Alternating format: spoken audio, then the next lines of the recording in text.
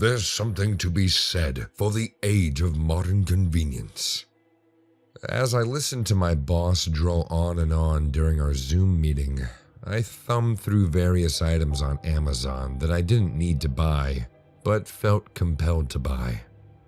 I had multiple orders on the way, and the highlight of my day had become receiving text alerts from Amazon with a little photo of my package leaning against my doorframe, the black arrow on the box greeting me with a smile. It was a feedback loop I'd come to rely on. Speak of the devil, my phone buzzed with the delivered alert.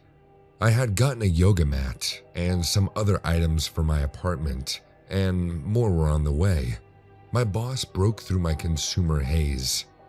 Martin, can we expect that report by the end of today? I had completely forgotten about the report. I unmuted my mic and said, Yeah, I need to add a little more to it, but I'll finish it up before I leave today. There was a gentle murmur of laughter. I was working from home, so I wouldn't be exactly going anywhere. Well, you know what I mean, I added. Working from home continued to blur the imaginary boundaries I struggled to maintain between work and personal life. Now, there wasn't much of a distinction between when I was on the clock or off. My desk space, where I would play video games and browse the internet, had become the same place I'd take Zoom calls and respond to passive-aggressive emails. Thankfully, I had a work laptop that helped me mentally separate these activities, but I knew I would be working late, far past when the office would typically close. After all, I was already home, wasn't I? The end of the workday didn't exist anymore. I muted my cell phone and forgot all about the package waiting by the door for me. I finished cobbling together my report by 10 p.m., and by that point, my brain was so shot that I decided just to watch some TV and go to bed early. It wasn't until I grabbed my phone to charge it that I noticed that I had received 6 notifications from Amazon. I swiped to expand the text. They were all for the same package, which had already been delivered. Confused, I thumbed over to the track package screen and noticed that multiple pictures had been taken from the same package and sent as updates.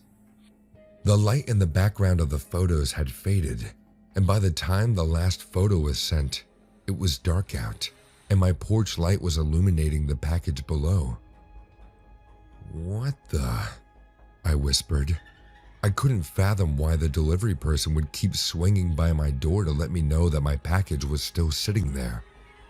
I hadn't noticed before, but by the last photo, the package was oriented differently, as if the delivery person had nudged it closer to the door. I didn't know whether to feel impressed or creeped out by the delivery person's dedication.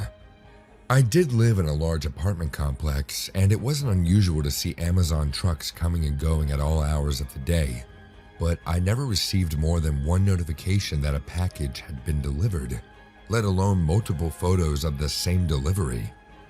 I quickly explained to myself that people were probably ordering more things than usual during the cold winter months, so Amazon had been more vigilant about packages being stolen from doorsteps and went heavy on the notifications so they didn't have to worry about resending stolen or missing packages. It didn't explain everything, but it did make enough sense for the time being. I peeked out the window by the side of my front door. It was dark out, and I couldn't see much at all. I opened the door and found the corridor empty like a graveyard. No one was there. I uttered to myself, "Bloody freak," and closed the door. I plugged my phone in so it could charge and slid into bed. I must have been almost dreaming when a text alert on my phone woke me up. I reached over to my nightstand and felt a pang in my chest as I looked at my phone. It was another text from Amazon. When I thumbed over to what had been delivered, it wouldn't say. The field had been rendered blank, but I could see a picture of a yellow mailer envelope leaning against my door. The photo quality was low grade, but the package looked a bit dirty for some reason. I was beyond perplexed. I had never received an update in the middle of the night before, and couldn't believe that was standard Amazon procedure.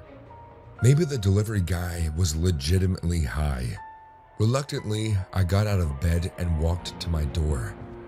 Just for safety, I looked through the peephole and again saw no one on either side. After a few seconds, I opened the door, found the muddy envelope lying on the floor. I picked it up and pulled the crooked flap open to look inside. The hallway light above my head caught the glint of something, and I could tell that it was at least dark in color. I turned the envelope upside down and let whatever was inside tumble out into my palm. I took a closer look and violently recoiled as I understood what I was seeing. They were teeth, bloody rotten teeth. The kind you see as a result of giving bad oral hygiene. Yes, that's what they were. The envelope was full of them. So many, in fact, that I doubt that they came all from one mouth. What I had mistaken as mud on the envelope was dried blood. I stifled the urge to vomit and grabbed my phone to call the police when my eyes went to the end of the long corridor. A man stood at the end while staring at me with huge, ferocious eyes. His eyes were glassy blue and could stare into your soul. He shouted at me saying, "Do you know how much hard work it takes to deliver packages door to door? Listen, dude. No, you listen. Even after a tiresome day, I cared to wait for the safety of your package. I kept on texting you as it lay unprotected in the open, outside your door, but you were so busy living your pathetic life. And in return of my favor, you called me a freak? Do I look like a freak to you? You're asking me this after leaving rotten teeth on my doorstep? Those belong to the people who insulted me so far. I made them pay because they didn't appreciate me. And now it's your turn." What? What the hell are you saying, man? But before I could get my answer, the man took out a knife from his back pocket and started to come at me full speed. It happened in a wink, and I got inside my apartment and went to close the door. The psycho was so fast that before I could lock the door, he inserted his arm into the gap as he tried to stab me. But I was no easy scare either. I slammed the door hard on his hand, and a cracking sound took place. He screamed in terrible pain, and the knife fell out of his hand. Blood sprung out from the broken bone, which pierced out of his skin. I could see the white bone filled with a grayish bone marrow cutting his flesh and splattering blood all over my wall. The man was definitely a nut job, because even though he was beyond hurt, he still didn't budge. Not having any other option, I hit him in his wound with my elbow, and his partial hand broke down swinging like a tattered piece of bloody cloth. Finally, he let go and removed his hand, and I double-locked my door. "Leave now, or I'm calling the cops on you. I'll be back. No one has ever lived in peace after insulting me. I'll be back soon." I could hear him leaving as his crazy laugh faded away. I have complained about Amazon, and they have reported this man to the cops, but no one has been able to contact him since that night. The cops are still looking for him, and I only hope he never shows up at my door again. I haven't shopped at Amazon for a while. That goes without saying. There's a person at your front door. I opened my eyes and glanced at my nightstand. My phone was buzzing with a notification. According to the alarm clock, it was 3:03 a.m. I reached for the phone, still half asleep. There is a person at your front door. My Ring doorbell camera was active. Something had set off the motion detector. Well, someone. A face filled up my screen. I didn't recognize the man. He was pale, eyes were wide, Lips were thin, wearing a baseball cap over long hair. The stranger slipped off camera for a moment, and I got out of bed, moving carefully so I didn't wake up Susan. There was a bat in the corner. I grabbed that and a flashlight from the nightstand, then headed downstairs. I heard a scraping sound from the other side of the front door. Taking a deep breath, I held the bat close. "What are you doing out there?" I called out. The sound stopped. There was a long silence. I became excruciatingly aware that I left my phone upstairs. "Just a delivery," the man responded eventually. "Amazon." "It's 3 in the morning. "Sorry to disturb you." I heard footsteps, then an engine starting. I peeked out of the window. I saw a brown delivery truck pull out of the shared parking lot between our townhouses. After a few minutes, I opened the door, and there was a white Amazon package with a familiar smiling logo. I brought the box inside, then locked and deadbolted the door. This package wasn't for me. It was the wrong name and wrong address. What the hell kind of Amazon guy makes deliveries in the middle of the night? I asked myself, shaking the box. I decided to put it back in the mail the next morning so it could be on its way to the right address. The same Amazon truck drove through the neighborhood a dozen times over the next week. I saw the driver making his rounds at all hours of the day. He wore the same jeans and faded hoodie constantly. The man was thin, a little on the short side, and he walked with a manic energy to his step. I'd never seen a delivery driver so excited to be on his route. He seemed to be most active late at night. More than once, I'd peek out of the window to see him standing close to the neighbor's door, fidgeting, then dropping a package roughly on the welcome mat. The first murders took place the next weekend. "Terry, come over here," Susan called from the living room. I was in the kitchen making us dinner. My wife mentioned for me to join her at the window. I noticed the red and blue flashing lights before I reached her. There were 3 police cars in our parking lot, as well as an ambulance. Uninformed officers swarmed around the townhouse, directly across from our own. While we stood staring, paramedics wheeled out a stretcher carrying a black body bag. A second team followed with another gurney. On this one held one of our screaming, twitching neighbors. "Jesus," Susan whispered. "Is that Mrs. McCourt?" It was hard to tell from the distance, that with our view blocked by the cops, but the woman on the stretcher looked an awful lot like her elderly neighbor. Her blanket was covered in red stains. Something had torn up her face and neck, ripping her cheeks open to the bone. The skin hung in wet flaps. While I couldn't be too sure, it appeared like one of her eyes was gone, leaving nothing but a raw socket. "Do you think it was an animal attack?" Susan asked. "I don't know. Can you ask your brother?" I sighed. You know he doesn't like talking about ongoing cases. It could get him into trouble with his captain. "He doesn't need to give you all the gruesome details. Just ask him if the police know what happened.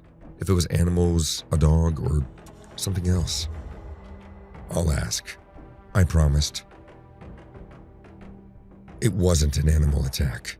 My brother filled me in on as much as he could. "I thought about you and Susie when I heard the call come in.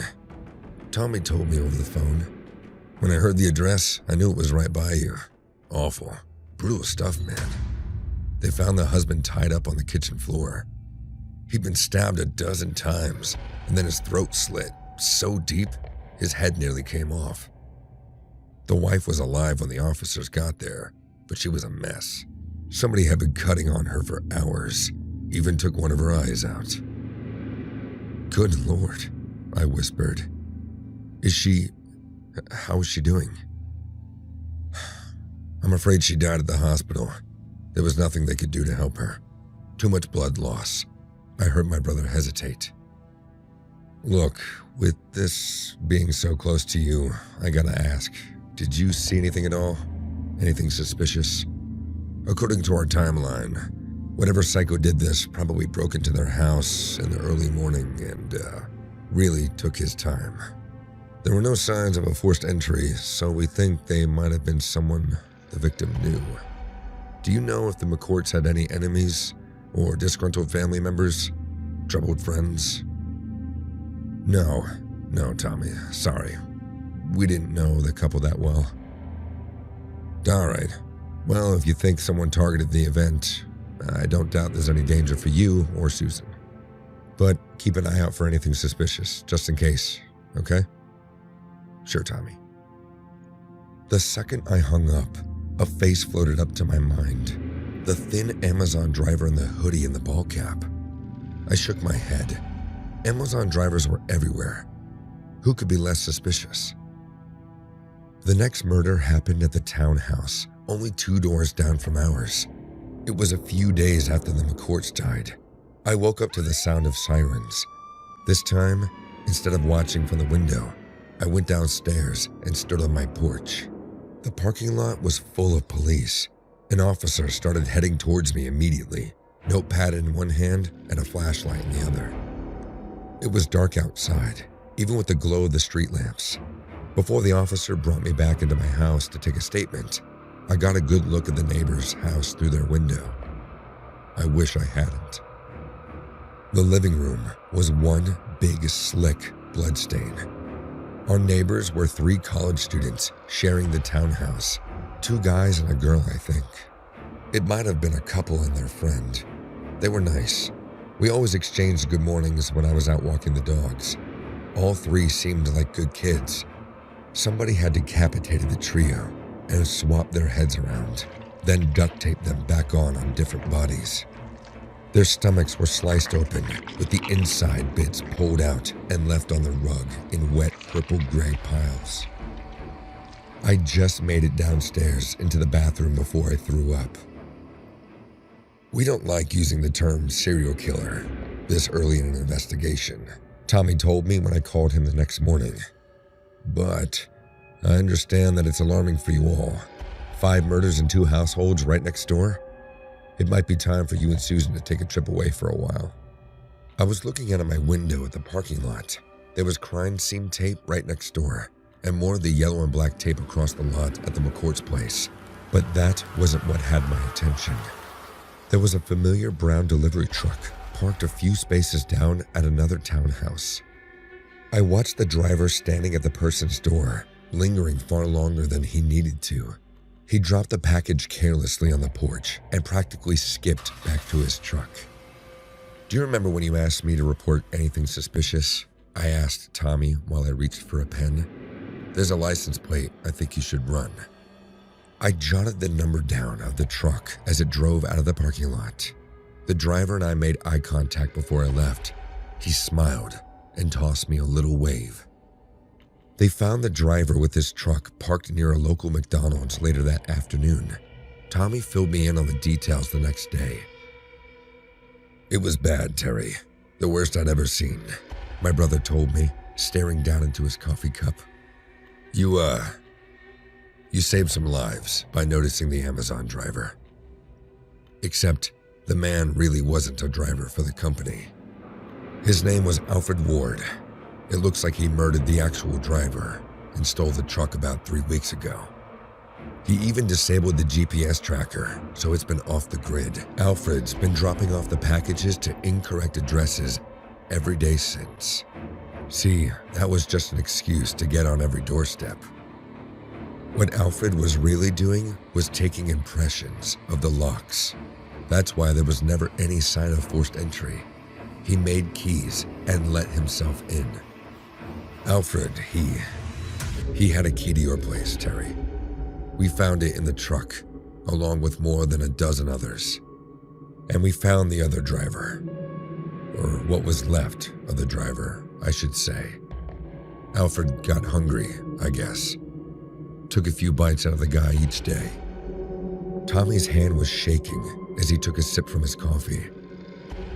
The driver's arms and legs were stripped to the bone, Terry. Gnawed on, like an animal got to them. And the worst part? When we took Alfred in, he was smiling. He looked so happy when he opened the trunk and saw all the blood. I didn't say a word in reply. I just paid the bill for the breakfast and left. My first stop was the hardware store. I needed to change the locks.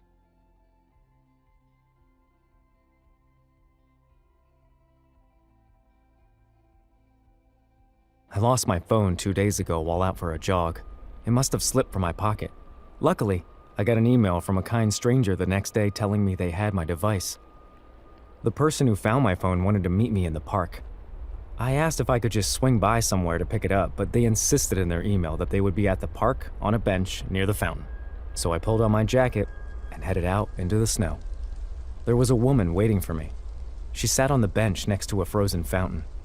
I stopped and watched her. The woman seemed familiar, but I couldn't place her.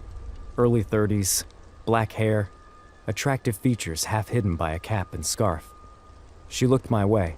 I waved and walked over, boots crunching the fresh powder. "Hello," I said, flashing my best game show smile. "You found my phone?" Blue eyes regarded me from under a dark wool cap. "Sit down for a second, Jeremy." My grin started to dip, but I pinned it in place. "Sure," I joined the stranger on the bench. "No offense, and I truly appreciate you finding my phone, but I'm in a bit of a... You don't remember me?" Should I? The woman looked away. "Of course you wouldn't recognize me." She sighed and stood up. "Hey," I said. "I'm sorry. I've got a terrible memory. If you could just give me back the phone, you can have the phone back when you remember my name." I felt an ember of anger start to grow in my stomach. This psycho dragged me all the way out to a park in the snow, and now she's playing games. "Listen, lady, I'm sorry, I don't know who you are. Just give me my phone back and we're done here." She ignored me and began to walk away, hands in her pockets. "Hey, I'm talking to you," I shouted, hurrying after her. I reached out for her shoulder. Before I could touch her, the woman turned and sprayed me with something she had in her hand. The pain was immediate and stunning. My entire face felt like I'd plunged into a pot of boiling water. I lost sight of the world as my eyes swelled and watered. I struggled to breathe. I'd heard stories about pepper spray, but always chalked it up to exaggeration. If anything, stories about getting sprayed didn't do the compound justice. I screamed and curled up on the ground, pawing at my face. Eventually, I crawled off the path. I wiped snow across my face, trying to wash away the remaining pepper spray. By the time I was able to see more than a burning blur, the woman was gone. After I got back to my apartment, all I wanted to do was shower and go to bed. But I wasn't gonna let that bitch in the park get away with stealing my phone and assaulting me. I opened my laptop. The girl was familiar. My first thought was that we knew each other in college or high school. I fired up Facebook. "What the fuck?" I growled. I couldn't get into my account. Facebook kept telling me my password was wrong.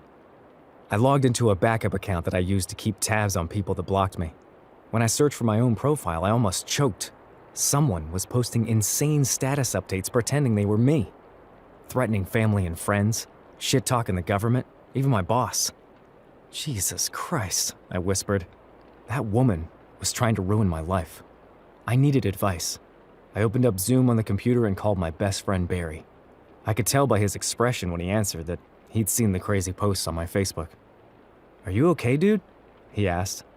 "I'm not doing that. It's that psycho from the park, the one that found my phone. She won't give it back. She's fucking with me." "Why?" I threw my hands up. "Dude, I don't fucking know. She says we know each other, but I can't remember her. She won't give me back the phone until I figure out her name." "Describe her." "White, black hair, blue eyes, about 5'2", around our age. She'd be kinda cute if she wasn't actively trying to sabotage my life. Wait, I got an email. Shit, it's from her." Barry was practically vibrating in his seat. Read it. "Have you figured it out yet?" the email began. "If not, here's a clue. I thought the world of you, and you ruined my life. All I wanted was for you to like me, but you cost me everything. Did you make the last high school reunion? I looked for you." There was an attachment to the email. It was a screenshot of my bank account. She'd logged on using my phone and drained it all. My bank password was saved right on the device. All of my information. "Fuck!" I shouted, punching the table. Barry whistled. "She's not playing around. It sounds like a jilted lover, my man." Who did you date in high school? Who didn't I date? Barry winked. Sly dog. Well, think hard. She said you meant the world to her and... Hey, hold on a second, someone's at the door. I saw Barry leave the screen to answer his door. Can I help? He said. A loud buzzing sound interrupted him. There was a crash. Barry? I asked. The woman from the park walked into view and sat down. Hi, Jeremy, she said. What did you do? What is going on? Come to Barry's place. If you call the police, I'll be gone before you get here. You'll never know why this is happening. Come alone. Hurry. She closed the computer, ending the Zoom. Calling the cops was my first instinct, but if the woman disappeared on me, I'd be fucked. My bank account, my social media. I kept a gun in the top of my closet, a small revolver I'd inherited from my dad. This didn't know who she was messing with. I took a cab to Barry's, then went around back to the alley. The woman was expecting me to come in the front door. Instead, I climbed the ladder on his fire escape. Barry never locked his windows, just in case any of our buddies needed to stay over without his asshole landlord interrogating them in the hall. His apartment was dark when I reached his floor. I slid the window open carefully. No sign of anybody. I slipped into the room, took 2 steps, then felt a pinch in my neck. The floor rushed up to meet me. When I woke up, the apartment was bright. Awake, sleepyhead? A voice asked from behind me. I tried to turn, but I was duct taped to the chair I was sitting in. The woman from the park walked into view. Without her coat and scarf, she looked even more familiar, but I still didn't remember her. What's my name? She asked. Where's Barry? The woman shook her head. You still don't know. It would be sad if it wasn't so infuriating. Why are you doing this? I snarled. Who are you? What did I do to you? The stranger pulled over a chair from the kitchen and sat across from me. I used to think you were all so cool, she said. I idolized you. All of you. God, you and Barry were like princes in high school. Star athletes, bright smiles, and fast cars. And the girls around you, so glamorous. I was a mess in those days, a background character in a show you all starred in. I just wanted to be your friend, to be like you. I tried so hard to get you to notice me. So when you finally asked me to go with you to a party, it was the best day of my life. A memory paced at the edge of my awareness. A face. A name. The woman leaned closer. She smelled like vanilla and dust. Do you remember yet? She asked. I shook my head. Max Baker's graduation party, the woman continued. We all went. I was so flattered to be included. We talked all night, you and me. We even danced. And then those red and blue lights filled up the windows. The cops came in. You and Barry slipped off into the bathroom with the white powder. You wanted me to try, but I wouldn't. And when the police came rolling in and they searched us, where do you think they found the drugs? Cassidy. The name hit me like a brick. It slithered into my mind along with a face. The woman's face. Only 15 years younger. Cassidy, I said. She smiled. Now you remember. You put the drugs in my purse. You, or maybe Barry. It doesn't matter. Either way, I was the one that got to spend the night in jail. I was the one who had to find a lawyer, to beg my parents to believe me. They didn't. You cost me everything. I lost my scholarship, my family thought I was a junkie, and the worst part, none of you bothered to reach out. You used me and threw me away and didn't even remember doing it. I'm sorry, I whispered. I was young. So was I, Cassidy said. She stood up and walked over to me, getting behind my chair, turning it so I could see the kitchen. Barry lay on the tile floor in a puddle of blood. My revolver was on the ground between us. The neighbors heard the gunshot, Cassidy said, pulling a syringe from her pocket. Police are on their way. I'm going to give you another dose, then untie you. And then, I'll leave the same way you came in. When the cops get here, they're going to wonder why your friend was shot with your gun. And, of course, you did threaten to kill him on Facebook. I'm sorry, I said again. I felt the needle enter my neck. I know, Cassidy said. I woke up in a jail cell, groggy and disoriented.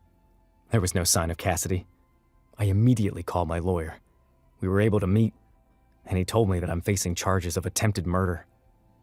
Barry survived the gunshot, but is lingering in a coma. If he wakes up, he can tell the police what really happened, but if he dies, I'll be in serious trouble. All I can do now is wait. I always enjoyed riding the subway to and from work. Each day was a new experience. Sometimes those experiences were ugly. Once I watched two women fight over a handbag until one of them smashed a glass bottle into the other's cheek. There was so much blood. I remember it splattering against the window like rain. Another time, a homeless man sat down in the seat across from me, looked me in the eye, pulled out what looked suspiciously like a human ear, and began to chew. I saw that man often on the train. Eventually, he faded into the background. It was wild, but I could tune it all out by focusing on my laptop. That computer was my life. I did most of my work there, played games, watched movies. I was even writing a screenplay. My whole world was on that laptop. So, you can imagine how devastated I was the morning I left it on the subway. You gotta understand that I was distracted. I was getting a phone call just as we arrived at my stop. It was Jane. "Hey, I'm so glad you called me back," I said, squeezing through the crowd at the subway door. "I'm sorry, babe. I promise that You were so pathetic. You know that, Dan?" Jane said.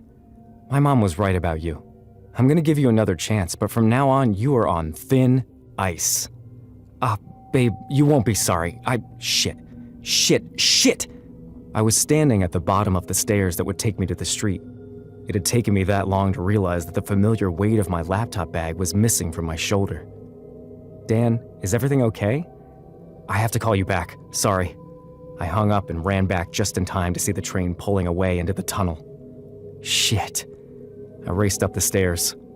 The street was full of rushing figures and traffic. I hailed the first cab I could catch and told them to hurry to the next stop for the subway. We made it as the train was pulling in, but when I searched the car, my laptop was missing. The rest of the morning was a blur. I made it into the office late. My asshole boss Henry stopped by and pulled me from my fog. "Hey, I noticed that you didn't copy me on that email to the board," Henry said, leaning against the wall of my cubicle. "We're not supposed to do that," I muttered. "I don't give a shit what the company wants you to do." Henry leaned in, breath smelling like eggs and something sweeter, maybe rum. "No backtalk. When I tell you to jump, all you need to do is ask me off what bridge. Next time, copy me on the damn email. Now smile. You look so damn sour." I gritted my teeth as Henry walked away, swallowing everything I wished I could say to him. There was a notification blinking on my screen when I turned back to my monitor. It was an email. From myself. It was in my work inbox, sent from my personal account. The subject line read, "Why do you put up with it?" There was no text in the body of the email, but there was an attachment. I opened it and gasped. It was a picture of me at my desk with Henry looming over me. Someone must have taken it from the office only moments ago. And if they sent it through my personal email account... "My laptop," I hissed. Someone found it that morning, and they were using it to mess with me already. Hell, they were stalking me if they were in my office. I stood up, peeking over the top of my cubicle like a meerkat. Nothing seemed out of the ordinary. No strange, shadowy figures lurking by the copier. Another email came in from my account. "I'm going to help you." Again, only a subject line, no message and no attachment this time. I stood up and scanned the room. No sign of Henry. I decided to slip out, staying low until I made it to the elevator. When I got home, I locked and bolted my door. I hadn't seen anyone following me, but whoever had my laptop would already know my address. It was probably how they found my office. Everything about me really was on that computer. I needed time to think, to plan, and I needed a fucking drink. I was in the middle of mixing a whiskey and Coke when my phone began to buzz. "You're such a fucking asshole," Jane yelled as soon as I picked up. "Jane, wait, what? I don't understand. Why?" "I saw the message you sent me on Instagram. If you're gonna break up with me, have the decency to do it in person. And how dare you tell me it's my fault for nagging you? I was trying to help you. You were so... Wait, did you just send me another message now? Jane, no, don't open it. I lost my... You asshole! Well, if you were so in love with my sister, you go ahead. You two deserve each other." "Jane, that wasn't me. Someone hacked my account and Jane? Are you there? She'd hung up. I picked my drink up, spilling some from a shaky hand. The bastard who stole my laptop was pretending to be me and ruining my life. Thump, thump, thump. Boom, boom, boom. My neighbors were at it again, blasting their music at full volume. It wasn't even 11 a.m. I debated knocking on their door and asking them to turn it down, but last time I tried, they just laughed. My phone buzzed again, an email this time from me. You can do better than Jane. Fuck you, give me back my laptop, I replied. A few minutes passed before I got a new message. He's so mean. The email had an attachment, another picture. I opened it and felt the drink slip from my hand. It shattered on the kitchen floor. I recognized the bathroom. It was the men's room for my office. Henry was sitting on the toilet in the handicap stall. Someone had gutted him, slitting his beer belly open so that his guts poured onto his lap. Oh, God, I whispered. I felt sick. I wanted to crawl under my sink and find peace in silent darkness, but my neighbor's music was so loud my dishes were shaking in the sink. Suddenly, the music stopped. There was a knock at my door. Before I could take a step towards the door, another email came in. It's time we talk. I stood in the kitchen staring at the door to my apartment. The knock came again. I took a deep breath, grabbed a butcher knife from the block on the counter, and walked to the door. When I opened it, a small man with white hair and a black mustache was looking at me. He was wearing my laptop bag. Mind if I come in? The man asked. I think I have something that belongs to you. He looked so familiar, but I couldn't place him. Sure. I held out my hand for the laptop, but he only smiled and shook his head before walking in. Not yet, he told me. We stood in my living room, him with a little grin, me trying to push down a panic attack. Mind if I sit down, Dan? The man asked. I nodded. Wait, how do you know my name? He lifted the laptop bag. Oh yeah, I said. It's nice to see you somewhere other than the subway, Dan. You look good. Healthy. Have we met some? The connection hit me like a thunderbolt. The homeless man, the one who'd looked at me in the eye when he'd started snacking on body parts. The frequent passenger. He looked much better shaved and showered. The man smiled wider. Ah, now you see it. Why are you messing with my life? His smile disappeared. Messing with your life, Dan? I'm saving you, fixing you. Christ, you let the whole world walk over you, then apologize when they get your blood on their boots. That's not true, I mumbled. Sure it is. I've watched you for so long. I'm not homeless. I'm sure you thought that. I'm actually wealthy, Dan. So wealthy that I've gotten bored with my own life. Now my hobby is helping others put their lives right. You caused Jane to dump me, I whispered, and my boss. Jesus, what you did to Henry. Technically, you dumped Jane. Well, me as you, but let's not split hairs. She didn't respect you. As for Henry, that sneering asshole was holding you back. With him gone, your office is going to need to fill that job, right? A promotion would do you good, and boy, do you deserve it. This is crazy. This is all just... I mean, you killed a person. The man chuckled. More than one person, Dan, much more. Come with me. Without waiting to see if I was behind him, my strange visitor walked out of my apartment. Feeling caught in his pull, I followed. The door to my neighbor's apartment was open. The scene inside reminded me of the time I saw a semi-truck run into an elk on the highway. Blood everywhere, soaked into the rug, dripping from the ceiling. What was left of my two neighbors was piled on the couch. The radio was broken in half. Give me 6 months, the small man said. 6 months and I will help you get your life on track. No one will ever walk over you again, I promise. Or I can give you this computer back and you can return to being weak and scared. I thought about it for a long time, staring at the wet, red smears that used to be my obnoxious neighbors.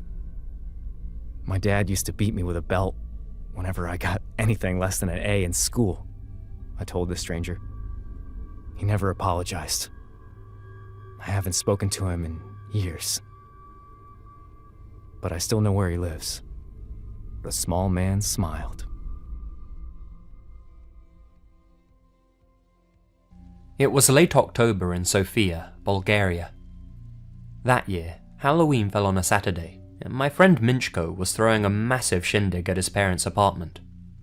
Now, this guy was rich by Bulgarian standards, born into money. So when I say apartment, don't think of a typical, grotty Sofian flat. Think more along the lines of one of those unrealistically huge apartments from an American sitcom. His parents had gone away for the weekend to either Spain or Italy or somewhere else suitably warm, and as such, things were set to go wild. When the night finally rolled around, I dressed up in my zombie costume and set out to meet some friends. Minchko's invitation said that the party started at 8, so naturally, me and my group of chums didn't plan to arrive until 10. Gotta be fashionable. When we did arrive, most of the guests were already pretty drunk. The vodka was flowing freely, put it like that. They had a massive punch bowl, which was probably only 10% juice knowing Minchko. Some of us had a few midterm exams coming up, so we didn't want to go too wild. We just had a few beers, while everyone else pigged out on punch. Other than the people on my course, there was one other guy who wasn't really drinking that night. Some dude in a wolfman mask who was just hanging around the punch bowl. He didn't seem to know anybody at the party and was keeping to himself. Looked a little awkward, to be honest. The friendly half of me wanted to introduce myself, invite him to hang out with me and my friends.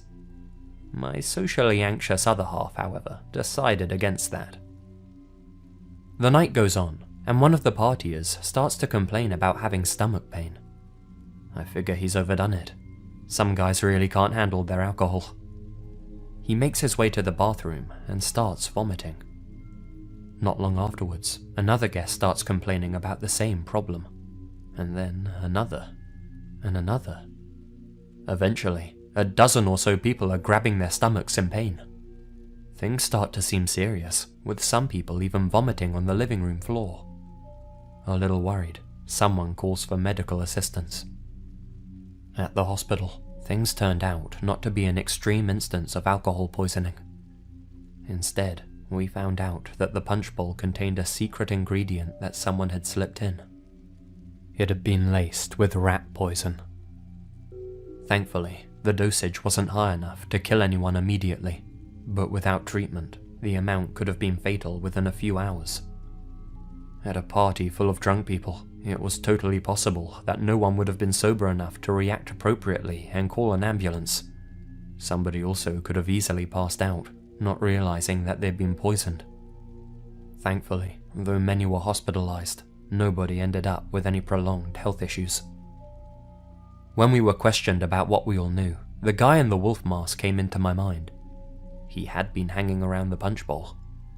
I mentioned it to the police, and said that one of the other guests must have known who he was.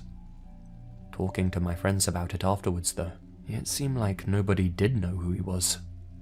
Everybody assumed that he was a friend of somebody else's, and didn't bother to question his attendance. As far as anybody could remember, nobody talked to him, nobody saw him without his mask on, and nobody even remembered who he turned up with, or even when he arrived at all. He had just slipped in unnoticed. To begin with, the police investigation turned up very little. It seemed as though it was just a one-off incident, some guy wanting to cause harm to a lot of people at once. But people like that rarely try this sort of thing only once. Almost 1 year later to the day, on the next Halloween weekend, the exact same thing happened at a party in a different part of town. This time, the amount of poison used was increased. 3 people almost lost their lives that night, and 10 were hospitalized. This time, however, the perpetrator was tackled by another partygoer who realized what he was up to. Under questioning, the police realized that the guy in the wolf mask was obviously a little disturbed in the head. He cited an event known as the Jonestown Massacre as his inspiration behind his actions.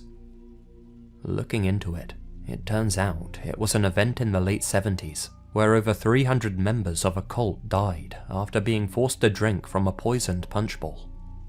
This unstable nutjob wanted to pay homage to the largest mass suicide in history.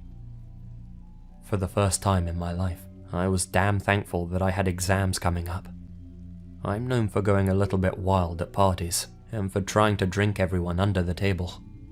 Who's to say I wouldn't have chugged more poison punch than my body could have handled? Whenever Minchko hosts a Halloween party now, he always checks under everyone's mask at the door, just to make sure they're on the guest list.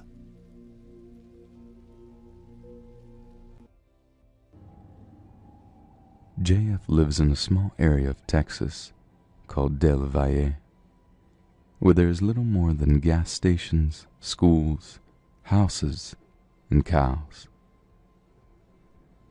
She usually considered this place rather boring, but one night a few days before Halloween would change all that for her. On this night, JF was driving her boyfriend to his house at about 8:30 p.m. Being a person who says she can almost always sense immediate danger or evil, JF's heart began to beat rapidly. For some unknown reason, chills ran down her spine, and she began to perspire, even though she had the car's AC on full blast. I was getting an eerie feeling that something evil was up ahead, she says. We are all familiar with how an animal's eyes glow in a creepy way when a light is shone into them. Up the hill, about 2 minutes from my house, a black dog walked right in front of my car, JF says. She thought it was peculiar that the animal was just casually walking across the road without any apparent fear of getting hit by her car. I hit the brakes and managed to stop about 5 feet from the dog, she remembers. It just stood there and stared at me. I turned on my high beams, and when I saw its eyes, they turned a golden, reddish tint. It stood there for about a minute, then walked away. I hit the gas and sped off, terrified. But when I looked back, the dog was nowhere in sight. JF proceeded home, but could not shake the weird feeling of dread that overcame her before and during her encounter with that black dog. Was it a harbinger of something more terrifying? JF believes it was a catalyst for a very disturbing dream a few nights later. I dreamed that I was in my room listening to music when it all of a sudden stopped, she recalls vividly. I looked at my iPod and it was still playing, but there was no sound. I looked at my door and there was a man in a black trench coat staring at me. It wasn't the fact that there was a man in my room that freaked me out. It was his face. It was red with black cracks all over, and he had horns. His eyes were a deep gold with no pupil, and he had long fangs coming out of his mouth. I just sat there staring at him. Then he said, "It's time." And that's when I noticed a watch in his left hand. When he spoke, his breath came out as smoke and reeked of burning, spoiled meat. He made a grab for my neck, and that's when I woke up. The first smell that came to me was burning, spoiled meat. JF continues to be haunted by those connected experiences. I can never be outside now, not at night. Demons and ghosts exist outside. I have purified my room because it seems that's where I'm most vulnerable. These entities seem to appear when I'm trying to enjoy life.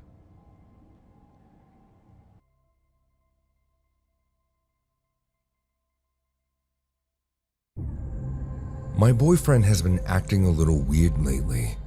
It's the stories he stays up watching all night in the basement. They're making him paranoid. I sometimes wake up at night not finding him beside me, and then I could see him sitting in the corner of the bedroom, staring at me with his wide blue eyes. Mason? Are you all right? Without blinking his creepy eyes, he nods his head very slowly from left to right and says, "No." What is it? I think something very bad is going to happen to me. What? Why? Because And then he would stare at me blankly for a minute straight, completely silent, completely still. Mason, you're scaring me now. Stop this nonsense. Come back to bed. I'll take the couch tonight. This has become the deal every other night. I'm fed up with his weird behavior. But he's the best boyfriend I've ever had. He's such a hard worker and is always bringing me sweets and gifts home. I love him and the routine we put ourselves into. Mason often works late, but when he gets home, we have dinner, watch Big Brother, and then go to bed. We do different things from there. He usually stays up and watches scary stories on MJV, and I browse Instagram. But you all know how it is. I want to be a part of the things he enjoys. Finally, Mason showed me this YouTube channel after begging him to let me watch some of his favorite stories. As I said, Mason has been acting strange lately, and I know it's because of these stories. He's added a sort of patrol to our nightly routine. He makes sure all the doors and windows are locked and all the curtains are closed before coming to bed. I find it silly. We live in a good neighborhood. We've never had any trouble. There's nothing out there for him to be afraid of. He always brushes me off and tells me it's just for peace of mind. One night, after checking all the locks and curtains, Mason climbed into bed. We watched YouTube for a while and then kissed goodnight. It took only a few minutes for him to fall asleep, and when he did, I quietly got out of bed and went into the kitchen. When I came back, I watched him sleep for a moment. He looked so sweet, pure, and innocent. He opened his eyes and tried to sit up abruptly when I slit his throat. Blood gushed as the knife ran smoothly, like it was cutting through butter, spewing everywhere, on my face, my clothes, on the bedside lamp. I sighed, knowing I'd have to get rid of my satin nightgown. I threw the knife aside and pulled the previous prepared gas can from its hiding spot in the guest room. I sang to myself as I poured the gasoline all over Mason's now still body, all over the bed and on the carpet in a trail leading to the door. I lit a match and unceremoniously dropped it, watched only momentarily as the flames caught, and then walked away. Why would I do such a thing to the man I love, you ask? Well, it's simple. The real reason Mason had been working so hard was the cute blonde he had met a few months before. And since then, he forgot about me. Night after night, he kept lying to me. He would meet her at night, saying he took some extra shifts. The gifts he would bring me were for tokens of his betrayal. A cheap way to compensate for the emotional void is with material pleasure. That's why I had to go to such an extent to make him pay for breaking my heart. The reason why Mason acted weird was something more than those stories. When I couldn't make him continue to cheat on me, I decided to draw the line. I followed him one night and found out the girl's address. I saw them kissing, standing on her porch. My blood boiled. I wanted to kill both of them right there, but revenge is a dish best served cold. Last week, Mason went to see his grandparents in Austria. Dressed in Mason's clothes, I went to the girl's house and rang the bell. I kept my head down so she couldn't see my face clearly. That stupid blonde opened the door calling out, "Mason, what a surprise." And just then, I pepper sprayed her. Screaming in pain, she moved back from the door and I entered the house, locking it behind me. What fun we had after that. I tied her to the couch, gagged her with pretty pink socks. She stared at me widely, just like Mason from those nights. God, I loved the fear in her eyes. I felt a little bad for her, so I decided to make it easy. I closed her eyes while smiling at her. It gives me immense satisfaction to know I was the last face she saw before death. I injected her in the neck, right into the vein with an empty syringe. Within the next 10 seconds, her heart stopped and left a note for Mason. I knew he would come to see her first thing in the morning after he came home. I knew the note would set him paranoid. Since he came home, he changed. The reason why he looked out of the windows every night before going to bed is for the cops. He made sure he locked the doors so the writer of that note doesn't get to come in. Only if he knew he was living with her. I wish I could have seen his face when he read that note right next to his mistress's body. It was so easy to scapegoat Mason.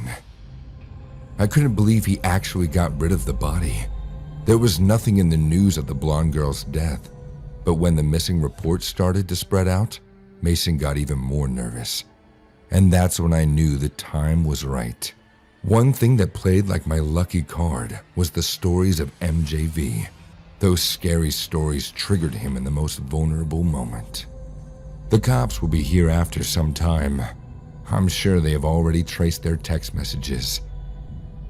The world will know Mason killed the girl to be with his girlfriend and ended up dying in a terrible house fire. The case will be closed, and I will be on the road looking out for my next Mason.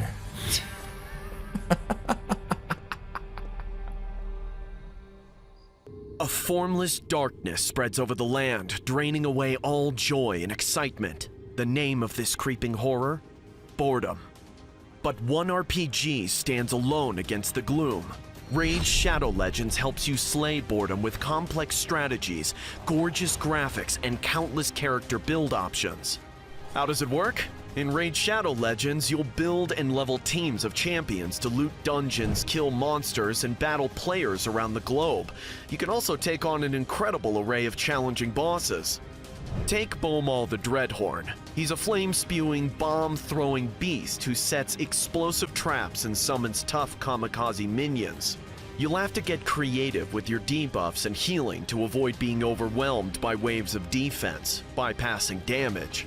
And Bomal is just one of tons of awesome bosses to test yourself against. There's a ton going on in Raid Shadow Legends this month. The ongoing Summer Splash event series gives you a shot at tons of awesome prizes, like an exclusive new skin for the hard-hitting dwarf champion, Trunda. Plus, right now you can score the brand new legendary champion, Deliana, just by playing the game for 7 days in a row. Deliana's an incredible support champion who can crack enemy resistance while boosting and healing your team. Even better news for new players, you can use the promo code MyDeliana to nab 50 XP brews and pump her up to max level instantly. There's no better time to join Raid, especially since my viewers can get a bunch of starting bonuses by scanning this QR code. It'll start you off with a free epic champion, Aina, to give your early team some hard-hitting muscle. You'll also get an energy refill, an XP boost, 200,000 silver, and an ancient shard so you can summon powerful champions right away. So scan that code, claim your loot, and dive into the endless adventure of Raid Shadow Legends. I can't seem to shake this horrible feeling. It's like a sixth sense going off, leaving me in a constant state of an anxiety-ridden fear. It's been weeks like this. I've tried to rationalize what's happening the best I can, but for the life of me, I can't find a logical explanation. I'm just looking for some advice now. My boyfriend Jeremy and I have been together for a little over 3 years, mostly through a long distance while I'm finishing my degree. Things have been wonderful, and I've experienced some of my happiest moments, at least up until a few weeks ago when it started. It wasn't until my first night back at his place over the summer that I noticed anything. We must have dozed off around midnight. I remember jolting awake at 2 a.m., flashing on the screen of Jeremy's alarm clock. I couldn't tell you what woke me, but whatever it was stayed quiet enough for Jeremy to stay soundly asleep. I felt a shiver go down my spine and that horrible, anxious sixth sense sounding alarms in my head. Given the placement of Jeremy's bed, I had a clear view of his bedroom, bathroom, and closet door, which all sat against the same wall. Through the darkness, my eyes darted from corner to corner, but I didn't see anything unusual. I just couldn't shake the feeling that I was being watched. After a few more seconds of investigating, it hit me. His bedroom door sat against the wall, wide open. We weren't the type of people to sleep in our bedroom with the doors open, and over the years, I even picked up the habit of locking mine before bed, and I could have sworn I did the same to his. My heart sank to my stomach as my eyes adjusted to the darkness. A figure loomed in the doorway, staring back at me. I guess I assumed someone broke in. I don't know. Whatever it was stood quietly watching me as I frantically fumbled around the sheets with my hand, searching to shake Jeremy awake. Jeremy, wake up, wake up. It took a step closer, towering above the doorframe. Keeping my eyes on the figure, I aggressively shook Jeremy's shoulder. Jeremy! I hissed under my breath, petrified tears forming in my eyes. Jeremy, there's someone here. With my other hand, I felt along with the nightstand until I came upon my phone. What? He sat up, rubbing his eyes awake. Another step closer. Looking at me, Jeremy nudged my face towards him and wiped my tear-stained cheek. What's going on, babe? I pressed my home button, hoping to call 911, but the screen stayed black. There's someone in the room, I whispered hysterically, hitting my phone in a poor attempt to make it turn on. Using his phone, Jeremy turned on a flashlight and moved the light around the room. Nobody's here, babe, he said, looking up from his phone's blank screen. I made the same discovery. Sure enough, the room was empty, and the bedroom door soundly shut. After explaining what I'd seen, Jeremy argued that I woke up from a bad dream, that nothing was there, and with the alarm system, nothing would have gotten in. I forced him to search the house. He didn't find anything, and didn't believe me, but I know what I saw.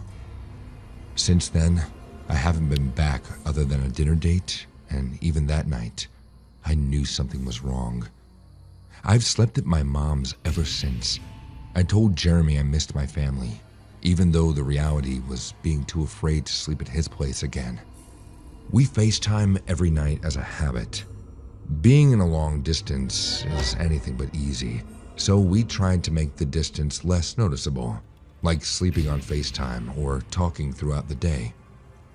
2 nights ago, he said he'd be up late with the guys and didn't want to bother waking me, so I went to bed without calling. Around 2 a.m., I woke up to my phone ringing and Jeremy's contact picture lighting up on the screen. Hello? I answered the FaceTime groggily. It was dark and silent. Baby, are you there? I asked again. No response. I thought you weren't calling tonight, silly. Guessed you missed me too much, I joked. The call ended. After a few minutes of feeling really weird and honestly concerned, I called back. It took a few rings for him to finally answer, and when he did, he sounded like he'd been asleep for hours. Hey, is everything okay? Yeah, everything is fine. I was just calling you back. Did your phone die?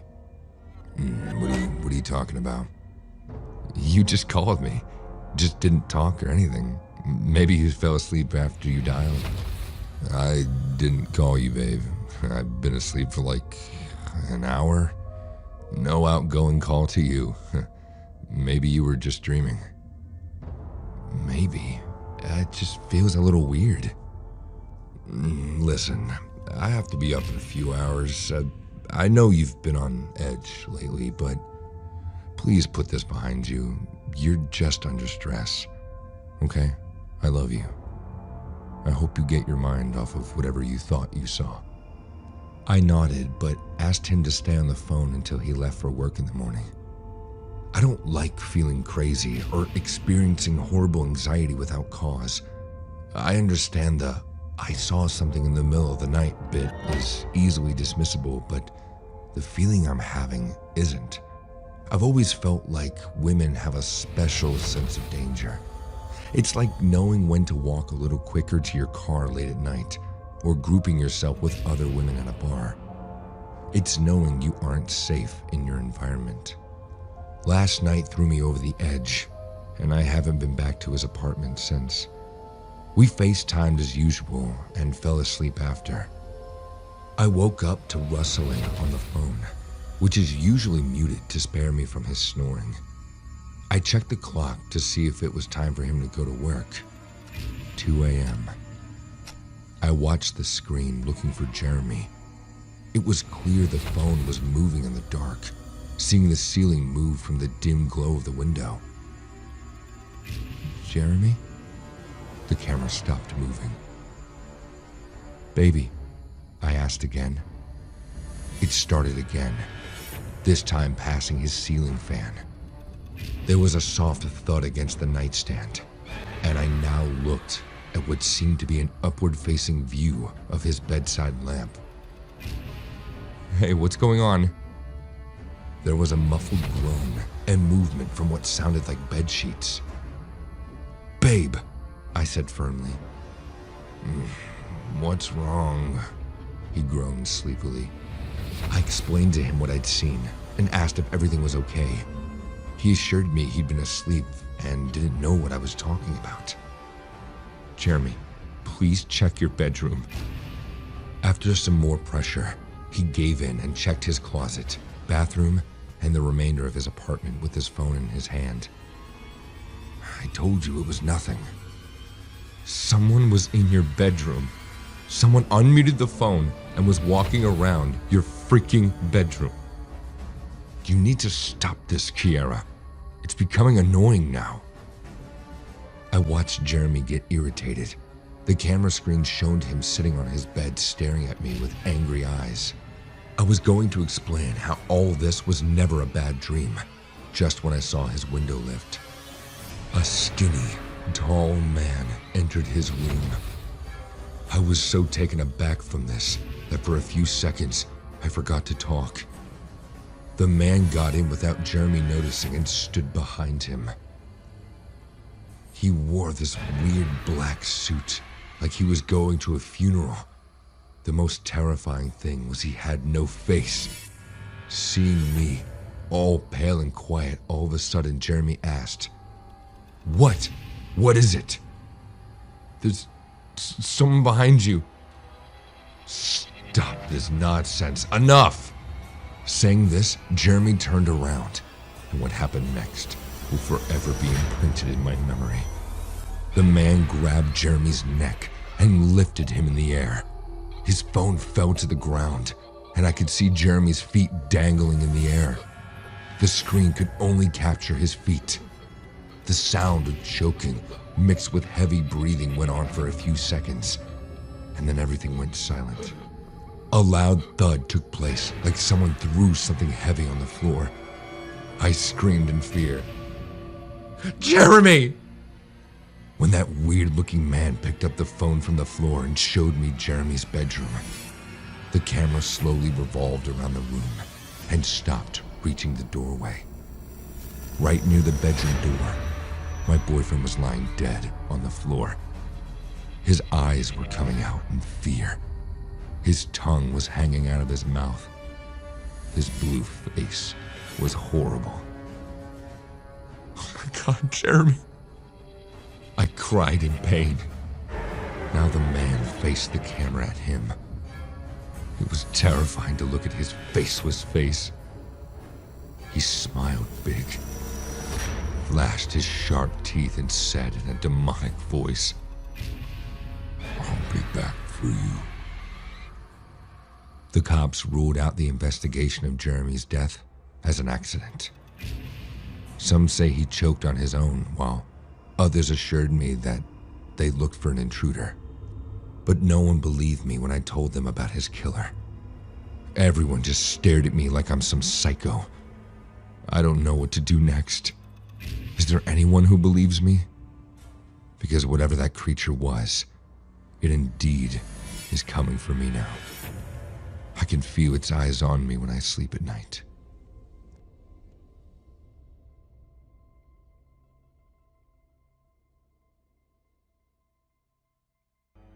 My very good friend Felicia got married in December of last year. I was one of her bridesmaids, and we had a bachelorette weekend at Daytona Beach, Florida, about a month before the wedding. There were 8 of us in total. Myself, Felicia, Andrea, Lorena, Julia, Renee, Caitlin, and Brittany. We rented a house off of Airbnb that was less than a mile away from the beach. The price that we got it for was almost too good to be true. When we got there, the place wasn't what we were expecting. That's not to say it was a complete dump. It did have a charm to it, but there was just something off about it. For one, it had a basement, which is incredibly rare to find in Florida. Down in the basement, there were 2 rooms connected by an archway. There also appeared to be several rushed renovations done throughout the home. Something that struck me as odd was that there was a space under the staircase that was fenced off. It was very bizarre to be staring at a literal chain link fence inside of a basement in Florida. But we figured it had something to do with the recent renovations and moved along. So the first day we spent shopping around town. That evening we went out for dinner, then went bar hopping afterwards. We didn't get back until around 1 a.m.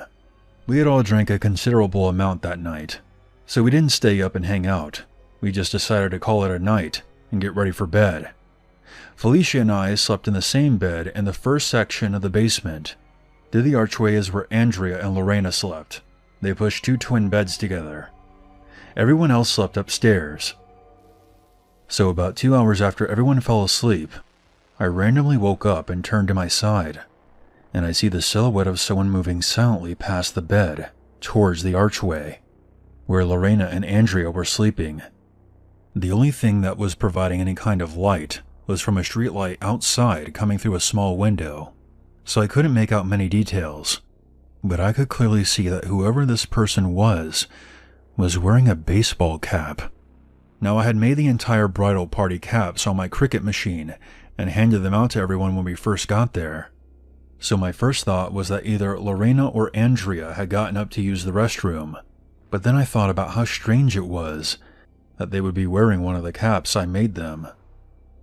Without a sound, the figure disappeared through the archway, and shortly after, I saw these brief flashes of light coming from the other room. It was almost as if someone was taking pictures. I began to internally freak out. I was thinking that someone was down there with us and was taking pictures of Andrea and Lorena while they slept. Felicia is a light sleeper, so I squeezed her hand to wake her up. As soon as her eyes opened, I whispered to her that I thought someone was in the house and that there were flashes coming from the other room. Felicia was the closest to the archway, so she got up and grabbed her phone off the dresser, which was on the far side of the basement, and peered into the other room with her cell phone. She climbed back into bed and told me that there was nobody there and that Andrea and Lorena were fast asleep. I was confused. I swear that I saw someone wearing a baseball cap walk into that room. I thought that maybe since I was in a new place, I might have been just seeing things and was overreacting. I eventually fell back asleep, and I tried to put the strange incident out of my mind and enjoy the rest of the trip. The next day we spent on the beach, and even went axe throwing later on. We got back in at around 10 p.m. We popped in a movie and chilled out for the rest of that night. We all fell asleep around midnight. About an hour after I fell asleep next to Felicia in the basement, we were all woken up by a loud scream coming from the next room.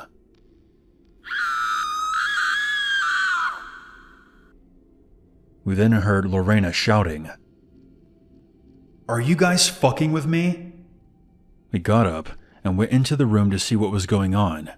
We found out that Lorena had not been sleeping and was just lying in her bed listening to her headphones.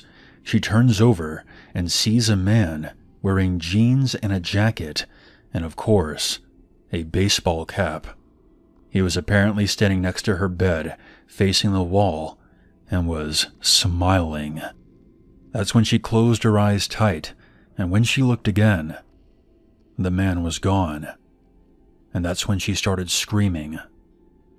Everyone who was sleeping in the basement started to gather their things, and it was decided that we would all sleep upstairs.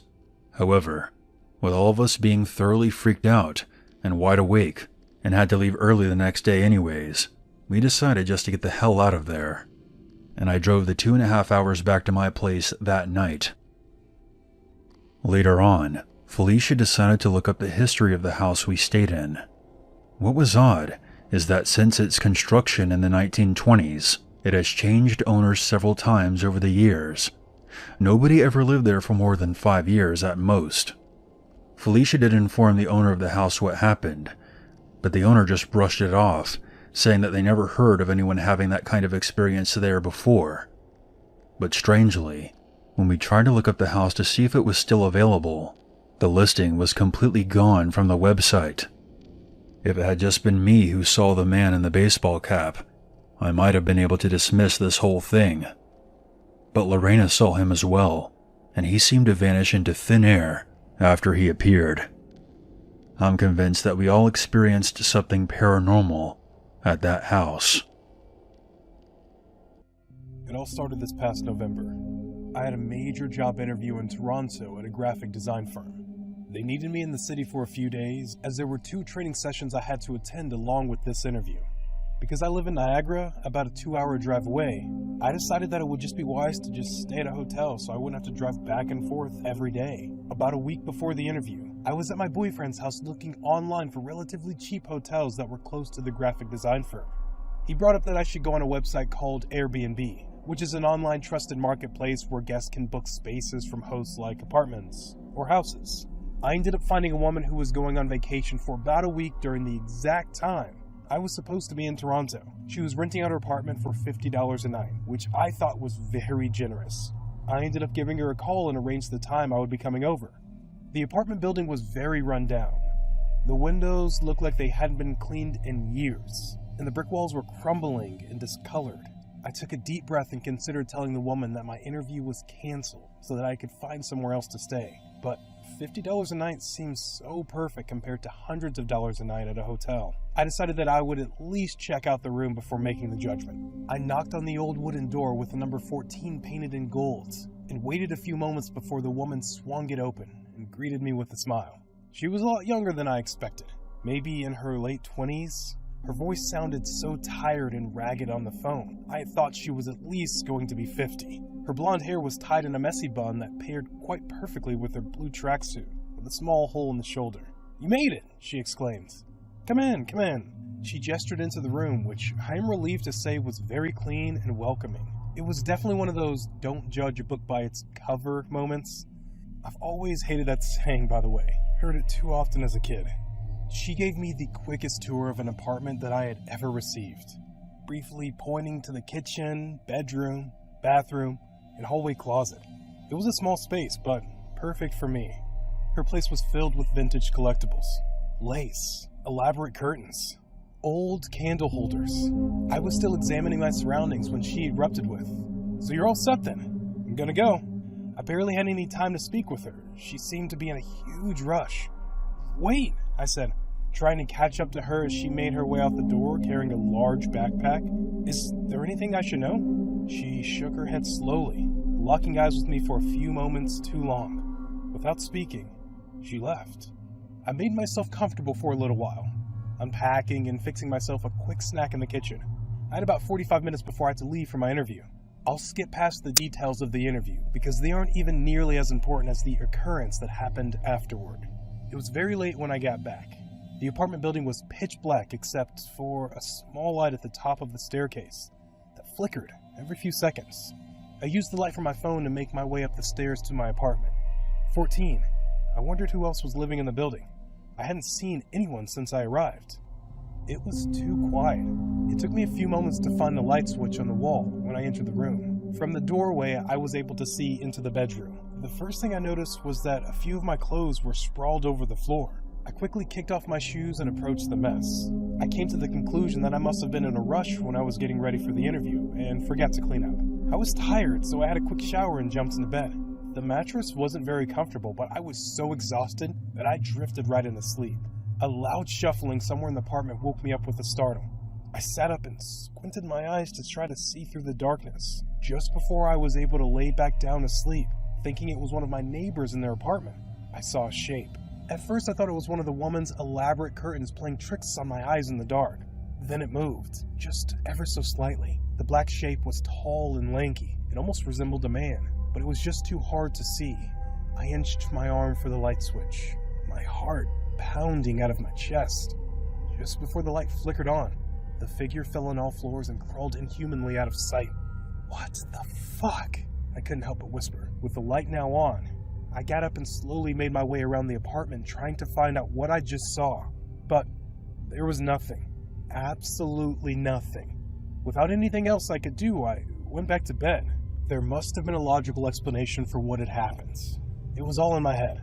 In the morning I called the woman. I must have sounded so strange when I asked her if she had anyone else that lived with her, that maybe could come into the room last night, not expecting me to be there.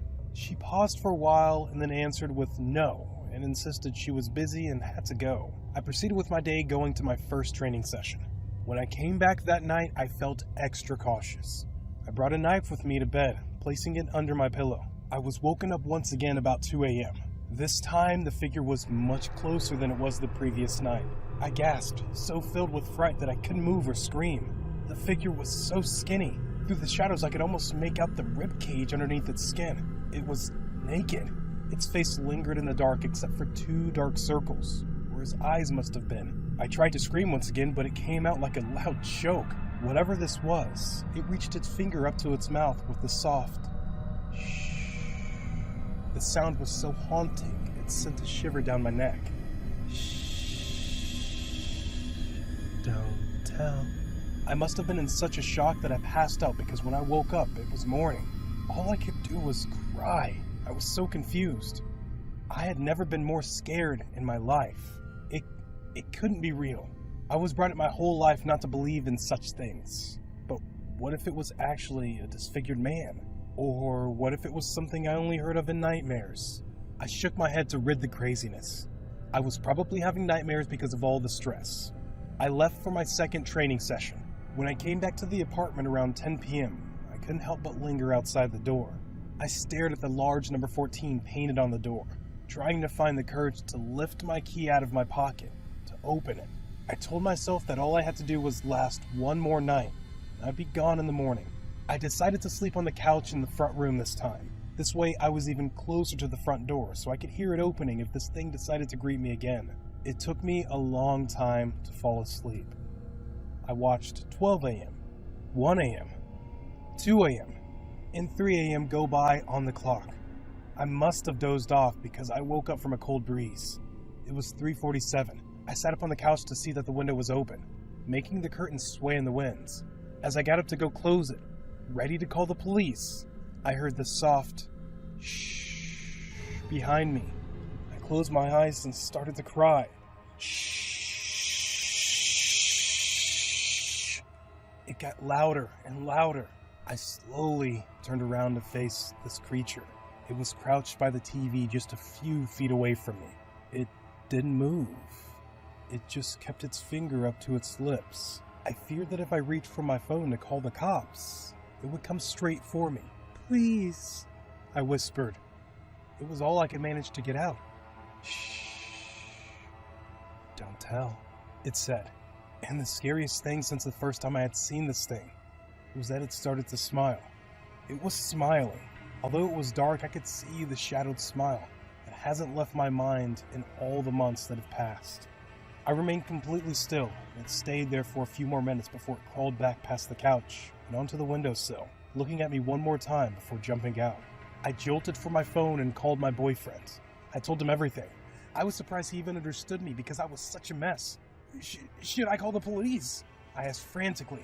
The police won't believe what you were saying. It's hard for me to even comprehend. I think you need to come home. You sound sleep deprived, and I think it's making you see things. My heart sunk. Even my own boyfriend didn't believe me. It smiled at me, I whispered. I heard him sigh before saying goodnight and hanging up the phone. I curled myself into a ball into the couch and attempted to sleep, but I didn't. How could I after that? As soon as the sun came up, I packed my things and bolted for the door. I had tried calling my boyfriend 6 times to tell him I was on my way home. No answer. As I opened the door, I bumped right into the woman. She was back early. I didn't even know what to tell her when she asked how my stay was. Look, I have to go. My boyfriend isn't answering his phone and I need to get home. I pushed her aside without thinking, just wanting to get to my car. Why isn't he answering? She asked with concern in her voice. I wasn't sure why she cared. I shrugged and continued down the stairs. I could see my car through the window on the bottom floor. I was so close to escaping. Did you tell? I heard her say softly from a room. You told, didn't you?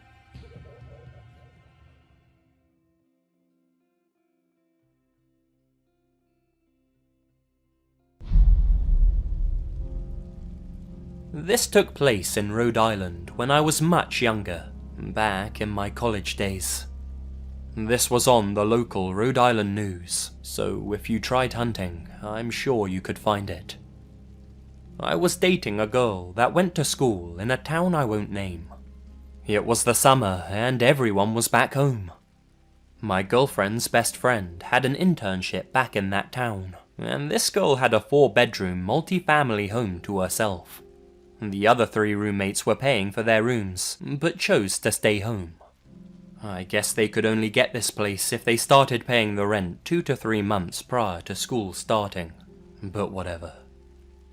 One weekend, my girlfriend asks me to go to that town with her to spend some time with her friend. She's lonely and has nothing to do on the weekends. We're only like an hour away, so it sounds like a plan. We head down and we just chill for the night. We walk by a guy on our way home from the gas station, and he's just staring at us. Kind of creepy, but no big deal. This wasn't the best of areas, but certainly not the worst. We eventually all pass out, and me and my girlfriend head home the next day. The end of the week comes, and my girlfriend asks if I want to go and visit her friend again, but I have to work all weekend, so I decline. She heads down there alone, and her friend's boyfriend is coming over to stay as well. Pretty much a repeat of the weekend before. They all drink, but end up going out and partying a little bit. They're walking back after a night of drinking when they enter the mudroom at around 2 AM.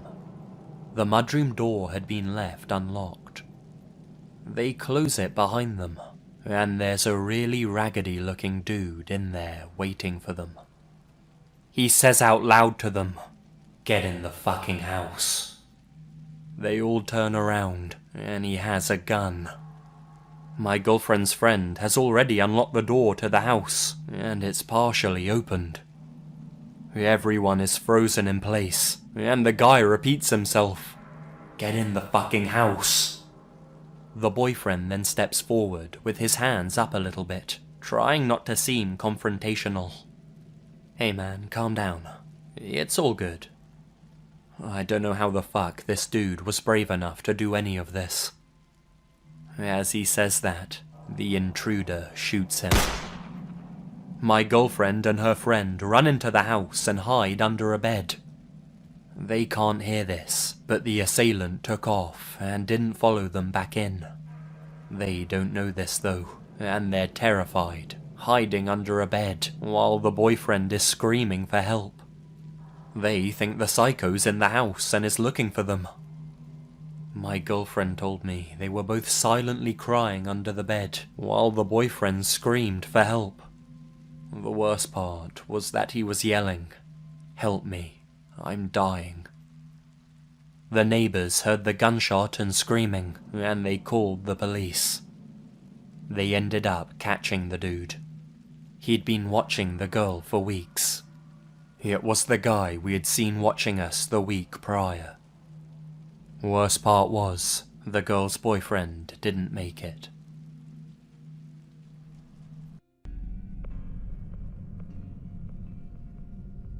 I was 18 or 19 years old when this happened, still living with my parents in Billings, Montana.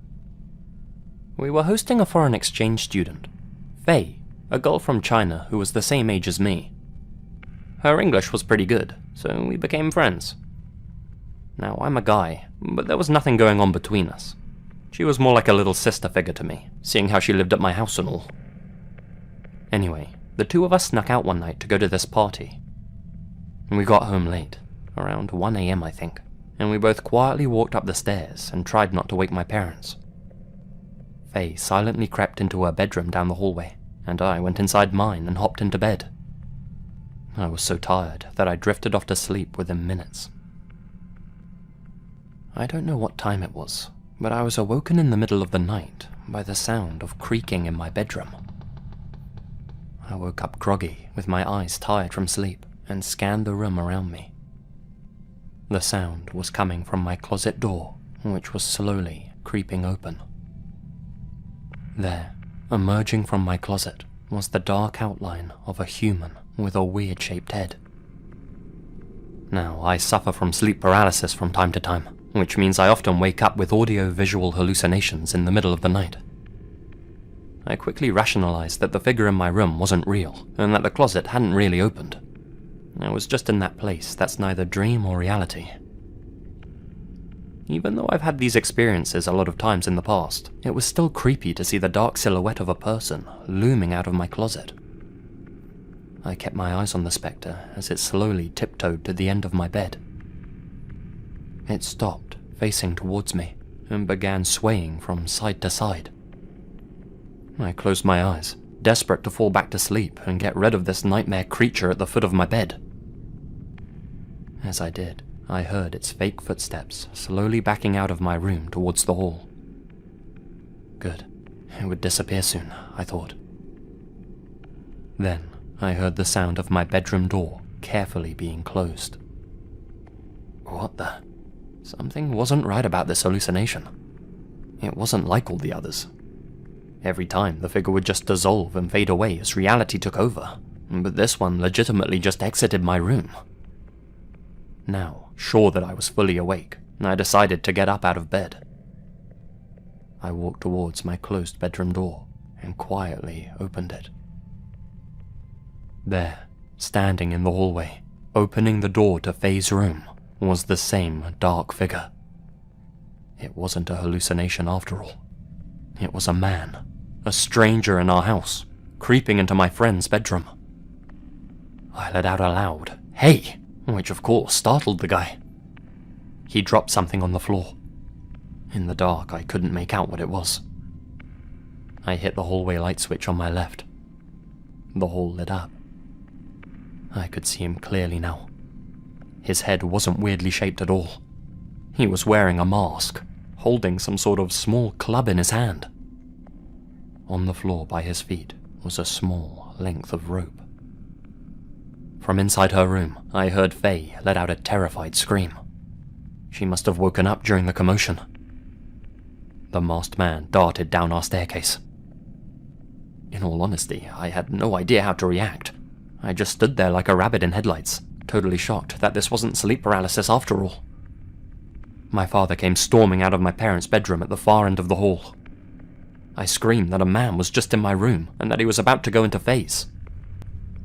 He rushed back into his bedroom, came out with his firearm, and made his way down the stairs after the guy. We heard the roar of a car engine outside. The intruder had parked his ride somewhere near our house. I heard no shots, no shouting. My dad didn't make it outside fast enough to catch the guy or spot his plates. To this day, We still have no idea who he was, if he lived near to us, why he targeted us, nothing. The only time the house was empty that day was around 2 p.m, meaning this guy either snuck inside while we were at the party and my parents were sleeping, or he'd been hiding inside our house for around 12 hours, biding his time. From what the cops think, he came to get Faye, to knock her out with the club and tie her up, take her out to his car and drive off. Thing is, when he broke in, he hid in a closet in the wrong room. He stood at the end of my bed, trying to work out if I was Faye in the dark, probably thinking if he should bludgeon me or not. I have no idea what motivated the guy. Infatuation? Hatred? Who knows? But the fact that he brought rope and a cudgel with him, and hid silently inside our house for what must have been hours, leads me to think his intentions were pure evil. Faye moved back to China soon after that. I miss her, but I can't say that I blame her for leaving. I mean, wouldn't you?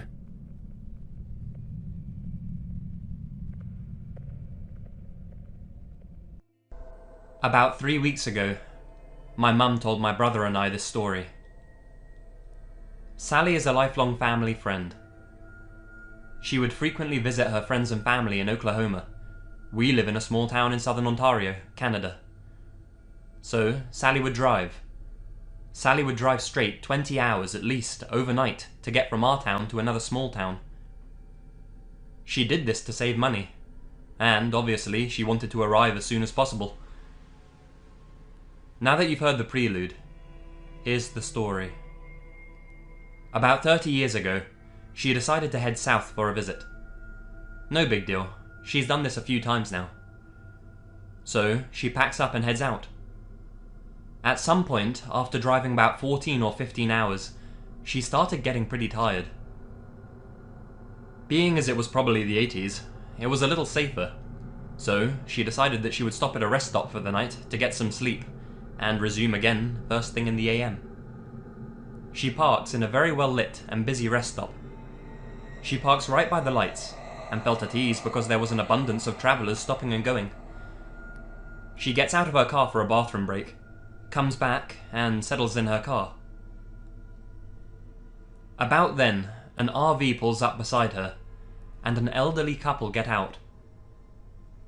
The man asks her about coming from Canada. They strike up a little conversation. Nothing odd. The couple just talk to Sally for a little bit. They tell her that they're driving from the south, going north, and they just needed to have a sleep for the night. They wanted to talk because they were unsure if the rest stop was okay to stop at. They say good night and good trip, and the couple head back to their RV. Sally locked her doors up and went to sleep. 2 or 3 hours later, Sally woke up with a really unsettling feeling. She looks around. Nothing. A few people going in the stop. Parking lights are all on. She assumes she's just feeling bad because she's tired and her car isn't the best place to sleep in. After 10 minutes, she actually said that this feeling got worse, and it was a jarring, queasy, uneasy feeling. She sits back and tries to shrug it off.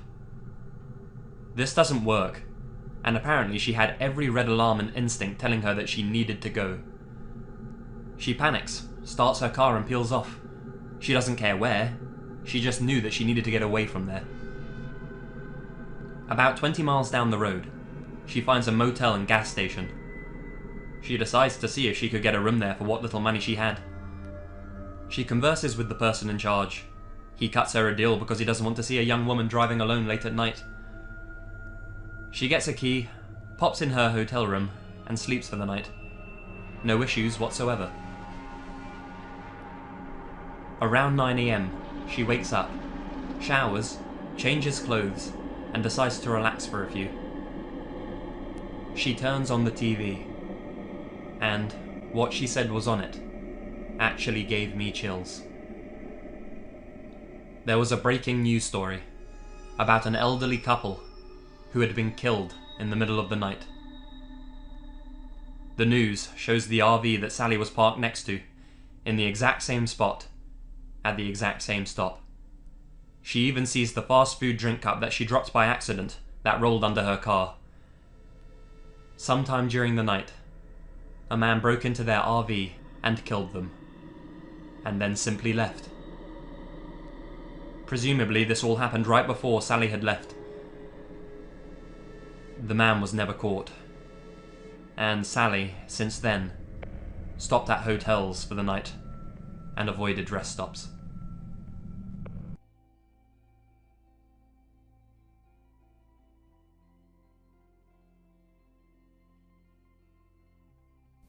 I first spotted the solid oak table sitting in the window of this dusty antique shop on the walk home from a soul-crushing marketing interview.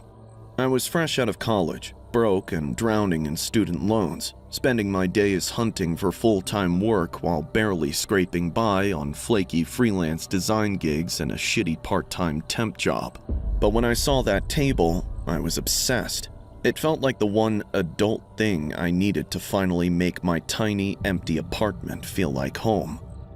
It took 4 months of side hustles, skipping meals for ramen, and keeping my thermostat at a frosty 62 degrees, just to see the balance in my savings account crawl up to the price tag. I visited that shop 3 times before I finally pulled the trigger, and even had to beg off my temp shift that morning just to be there when they dropped it off. The movers arrived around 10. There were 2 guys. The taller one was fine, careful coming through the narrow doorway and asking where I wanted things set up. The other one, shorter and heavy-set with these pale, flat eyes that unsettled me the second he walked in, kept dragging his end of the table instead of lifting it properly. I watched him do it twice and held my tongue, but the third time I heard the sickening scrape, I flipped. I pointed at the jagged gouge along the left side of the tabletop and told him he gotta be careful, or I'll be making him pay for the damage. He looked at me, rolled his eyes, and kept dragging it. I stepped in his way, shouting for him to stop. He just ignored me like I was a fly. 4 months of freezing and eating cheap rice boiled over in my head, and before I knew what I was doing, I slapped him hard. The air in the room changed instantly. He turned toward me, chest puffed out, looking like he was about to flatten me. The taller guy jumped in, physically shoving him toward the door. The short guy was yelling over his shoulder that I was going to regret it, that he knew where I lived now. The tall guy mumbled a quick sorry, grabbed the dolly, and they peeled out of the lot. I double-locked the door, my hand shaking so hard I could barely turn the deadbolt. I stood by my new, damaged table, trying to convince myself it was just big talk. Guys like that are all blusters. By sunset, I'd managed to talk myself down. I had some takeout and a glass of cheap wine, watching a sitcom to drown out the silence. Around 9, the sky opened up. I did a lap of the apartment, checking the locks before I crawled into bed. Maybe an hour later, I woke up to the sound of a massive crash from the front of the house. The power flickered before it died completely. I sat frozen, staring at the sliver of light coming through my cracked bedroom door. Through the gap, I could see the frosted glass panel by the front entrance. There was a shadow there, still as a statue.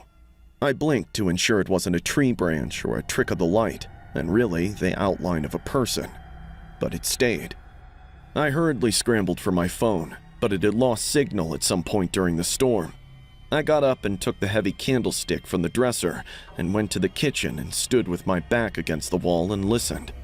A few seconds later, the front door creaked open. I knew I'd locked it and used the deadbolt, but those heavy footsteps were in my hallway now. He was whispering my name. My blood ran cold. Without thinking, I bolted through the kitchen and up the back stairs. I locked myself in the bathroom, shoving the heavy wooden laundry hamper against the door and sitting on the edge of the tub, clutching the candlestick like a lifeline. He was at the door in seconds. He gave 3 polite knocks, like he was delivering a package, before the first kick came. The old door frame started to splinter with every hit, and he started shouting at me to come out. Tears started rolling down my face. I couldn't think of a way out. Suddenly, I remembered my smartwatch. My hands were slick with sweat, but I found the emergency SOS button and held it down. By the time the wood finally gave way, I was already halfway out the small bathroom window. The latch sliced into my arm, but I didn't feel the pain until I hit the wet grass 6 feet below. My left ankle buckled with a sickening pop. I somehow scrambled across the yard and found the neighbor's garden shed. It was unlocked. I slipped inside and hid behind a row of rusted metal shelves, pressing my hand over my mouth to stifle my ragged breathing. I could hear him out there. He was circling around. I could hear the sound of boots on wet gravel. At one point, he was right on the other side of the thin metal wall. I could hear his wet, heavy breathing through the siding. I squeezed my eyes, praying for him to hop off. Suddenly, the far-off wail of a siren cut through the thunder, and I heard him take off running. The cops caught him a few blocks away. They told me they found rope, heavy-duty zip ties, and a box cutter in his bag. The officer said I was lucky that I got out alive. I ended up with 8 stitches in my forearm and a sprained ankle that kept me on crutches for over a month. I still have that oak table. I put a big potted fern over the gouge he left. Some days, I think about selling it, but that feels like giving up, so it stays. I don't do deliveries anymore, though. If it won't fit in the back of a friend's truck and I can't haul it up the stairs myself, I don't need it. I've never once complained about the heavy lifting. I'd been hauling furniture for about 2 years. I started right after my folks kicked me out. It was a mind-numbing and tiring gig, but it brought food on the table and kept a roof over my head, so I didn't think about it much. Most people were either invisible or way too chatty. I'd seen 100 living rooms and figured I knew the drill. Until the delivery to Route 49 came. An old lady named Agnes had ordered a custom-made 3-legged table. The address was way out past the edge of town on a country road. Throughout the drive, my GPS kept glitching, but it had happened before on some older routes, so I kept driving. The house was 2 stories, wood construction, and seemed to have been built in the 80s. The porch steps shifted under my boots when I carried the table up. The door opened before I'd even finished knocking. The lady was small and somewhere in her 60s. Her white hair was worn loose around her shoulders, and she was wearing this faded, oversized tunic that looked like it had seen better days. She spotted the table, and her face lit up. She gestured for me to haul it into the parlor. I stepped inside and immediately felt like I'd walked into the wrong century. The room was packed, wall to wall. Clusters of little voodoo dolls were pinned everywhere, mixed in with strings of small animal bones. Someone had drawn weird chalky symbols along the baseboards that didn't look like anything I recognized. Every flat surface was covered in candles. The whole place reeked of stale beeswax and damp earth. I dropped the table exactly where she pointed. She laid her hands flat on the wood, closed her eyes, and gave a slow nod, like the table was talking back to her. She told me it was a planchette table, that she was a medium, and that she used these tables to help people communicate with the dead. I should have just taken my invoice and bounced. I had 2 more stops to make and the sun was already way past noon. But Liam's face dangled in my eyes.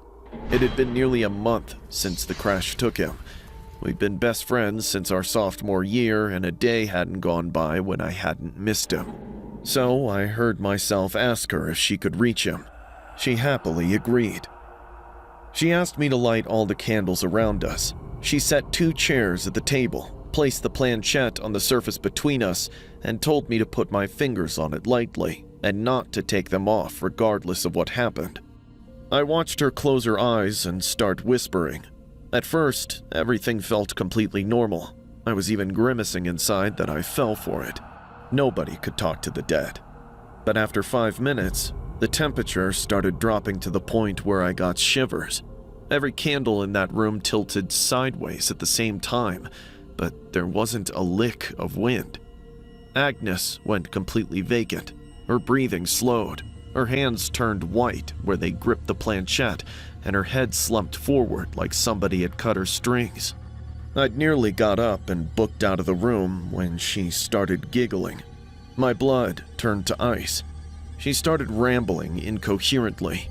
Before I knew it, Liam was there. He was chanting my name. The voice was unmistakably his, but the words coming out weren't. It was poisonous and angry. He started sobbing, accusing me of being a wuss for a friend. He said I'd watched him die, that I was right there on the shoulder of the road when the car flipped and didn't do anything to save him. I wasn't, though. I was dead to the world in my apartment 3 miles away. The cops verified it. I had the receipt from the diner, but hearing his voice say it crawled doubt in my own skin.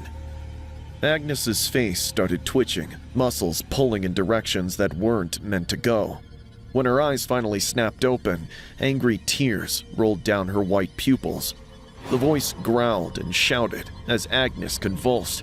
Things started falling off the shelves. A heavy mason jar shattered against the drywall inches from my ear, showering me in glass. The tables started bucking like a live thing, rattling so hard the planchette went flying across the floor and cracked against the baseboard. All of a sudden, she stood up, drifted upright, and started coming at me. I screamed, kicked my chair over, and scrambled through the hall. I didn't stop until I was locked in the cab of my truck with the engine screaming. I drove for 20 minutes before I realized my hands were shaking too hard to stay in the lane. I had to pull over at a gas station to keep from barfing. A week later, I was scrolling through the news when her face stopped my thumb. Agnes was found dead in that same parlor. The report called it a violent struggle. Towards the end, the table was mentioned. It was found snapped clean in half. The candles had burned circles into the floorboards.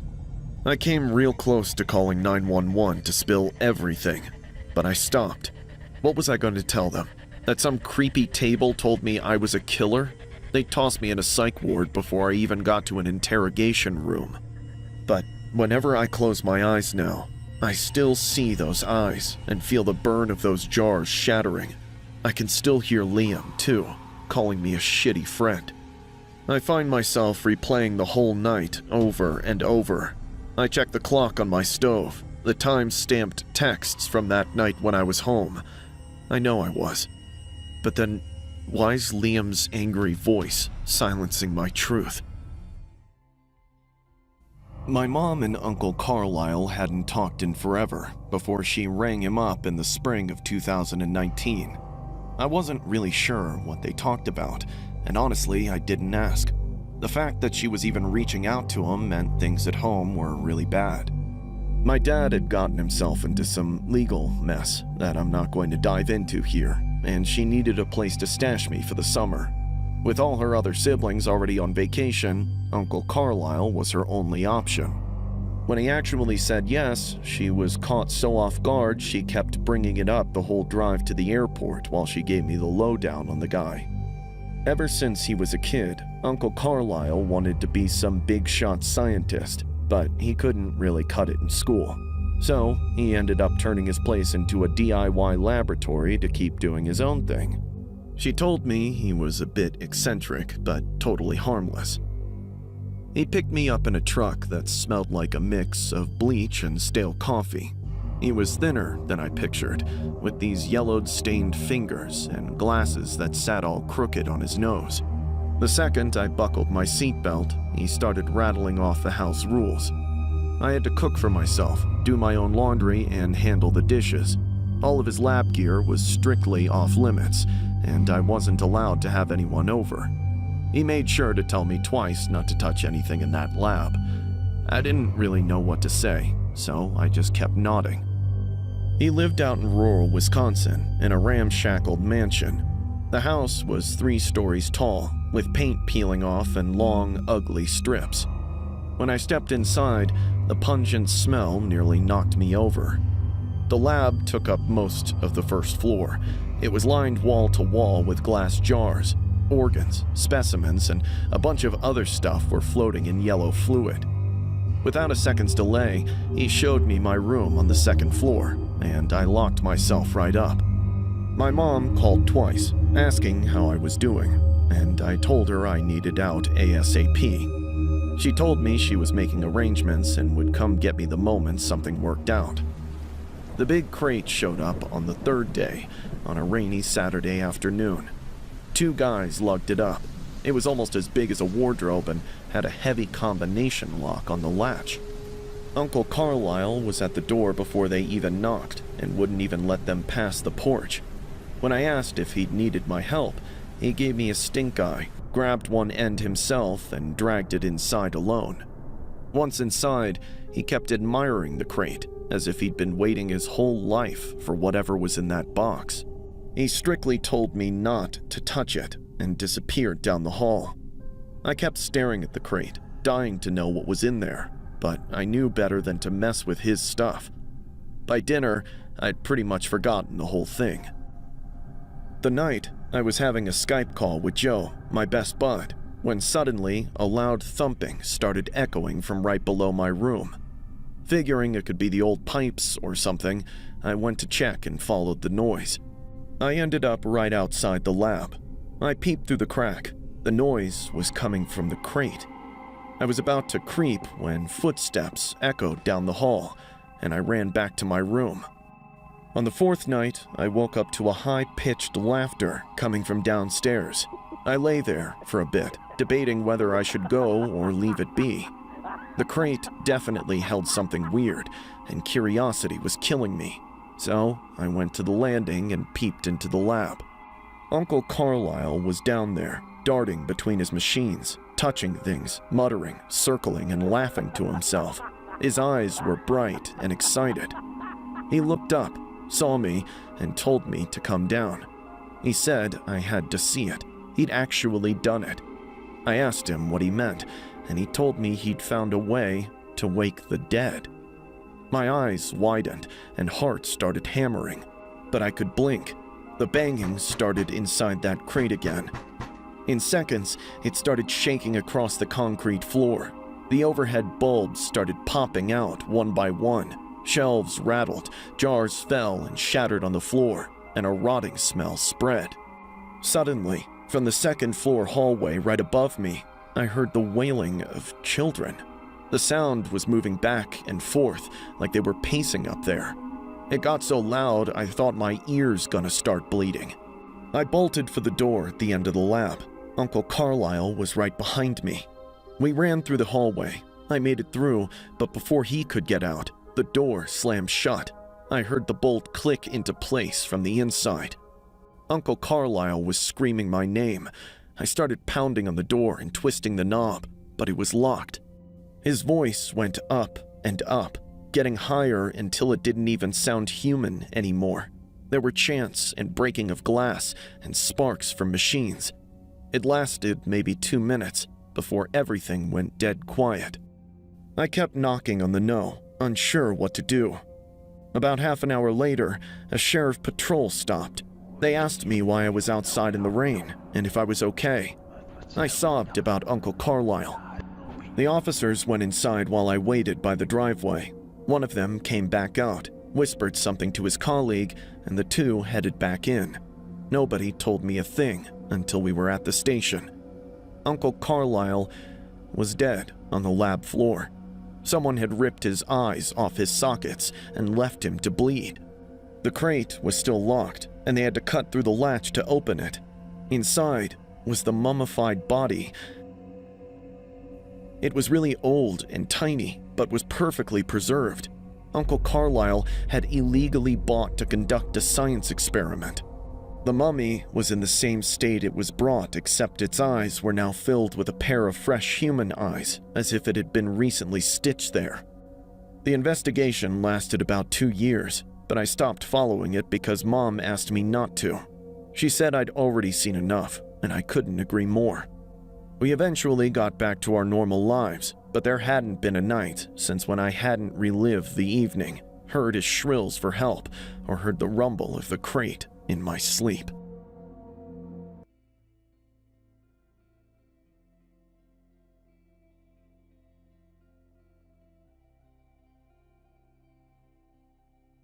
Fred and I started the job at Miller Security Solutions on the same Monday and instantly bonded over our mutual hatred for our manager, Rob, in the very first week. The place was a grinder, and Rob was a nightmare. He'd make us spend our nights pulling Cat6 cabling through crawl spaces and mounting cameras for barely enough cash to keep the lights on. But both of us were pretty desperate, so we endured. The first month was hell. Rob was the usual blowhard who loved the sound of his own voice. He'd hover over our shoulders, nitpicking every misaligned camera angle or bad cable management. We were just the new guys, trying to keep our heads down and stay invisible, hoping he'd eventually find someone else to torment. But he didn't. If anything, he started acting like a straight-up jerk.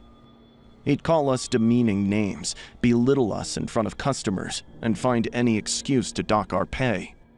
About a month in, we realized he was skimming off the top of every job, quoting customers a premium price and pocketing the difference, but we couldn't do a damn thing about it. He owned 40% of the company, and he had the books cooked so tight they were bulletproof. Beyond the money, the guy was outright cruel. He knew most of his employees couldn't afford to walk out the door and extracted 2 people's labor from one. So, when he mentioned he was taking off for a long weekend to visit his sister in Florida, Fred caught me by the loading dock and pitched the idea. He said we knew the alarm system like the back of our hands. He'd done this kind of thing back when he was living on the streets. He'd promised we'd be in and out, grab enough valuables to even the score, and clear out without a trace. It made me nervous, honestly, but I hated Rob's guts, and the idea of watching him spiral when he realized he'd been hit was too tempting. So, I said yes. We spent the whole afternoon planning the robbery. Breaking into his house took us about 90 seconds. The house was huge, pitch black, and freezing. We swept the main floor with our flashlights, scanning for anything worth grabbing. Fred snagged a watch from the master bedroom, while I cleaned out Rob's wallet collection. After we'd picked the main floor clean, I told Fred it was time to bail. But he said guys like Rob were always loaded and kept their real valuables tucked away somewhere hidden. He wanted to explore a bit longer, so we headed to the basement. It was even darker down there. We swept our flashlights around, but all we saw was a laundry room. Fred was pretty bummed. I told him to let it go. We'd already taken enough. We were just turning to leave when my elbow hit a drying hanger. My flashlight fell, and the beam landed on a doorway back in the corner. My heart did a flip, and Fred froze. That door wasn't on any of the blueprints we'd seen. It was a heavy-duty steel setup with hardware that probably cost more than we made in months. Fred grinned. He said we'd hit a jackpot. It took him about 4 minutes to pick the lock. The door groaned as it swung open, but the second the smell hit, I nearly threw up. Fred was gagging right behind me as well. I pulled my sleeve over my nose, took a breath, and stepped inside. When the light hit the walls, we both went dead still. Soundproofing foam covered every inch of the place, old and stained with dried blood. It was caked on everything, from the floor to the ceiling, like it had been sprayed. Chains were bolted into the concrete, the links were worn smooth, as if someone had been pulling at them for a long time. Suddenly, a little whimper came from the corner. Fred swung the light over, and I screamed. A young girl, about 11 or maybe 12, was chained in the middle of the room on a mattress that was soaked with blood. Her lips were bleeding, and there were finger marks on her neck and face. Her wrists were bruised, and she was sobbing, trying to yank at the chains. Fred made a choke sound and leaned against the wall to steady himself. It took me a good 5 minutes to breathe normally again. I was trembling like a leaf. It took me 3 attempts to dial 911. I gave the address and stayed on the line, while Fred sat down on the floor next to her, talking to her quietly. I don't know what he said. I was stuck staring at the walls while I waited. Every inch of it was covered with photos, chopped off hair, severed fingers, and jewelry of his victims in jars. I couldn't believe I had been breathing around a freaking monster all this time. The cops arrived in 11 minutes. They got the girl out first. She didn't say a thing until they were outside. Before climbing into the ambulance, she mumbled appreciation towards us. We were detained the same night. They caught Rob 2 days later at his sister's place 4 states away. Fred and I got charged with breaking and entering, but the charges were reduced. We cooperated as much as we could. Just about every employee showed up to testify about what kind of guy he really was. The women talked about the threats and creepy comments.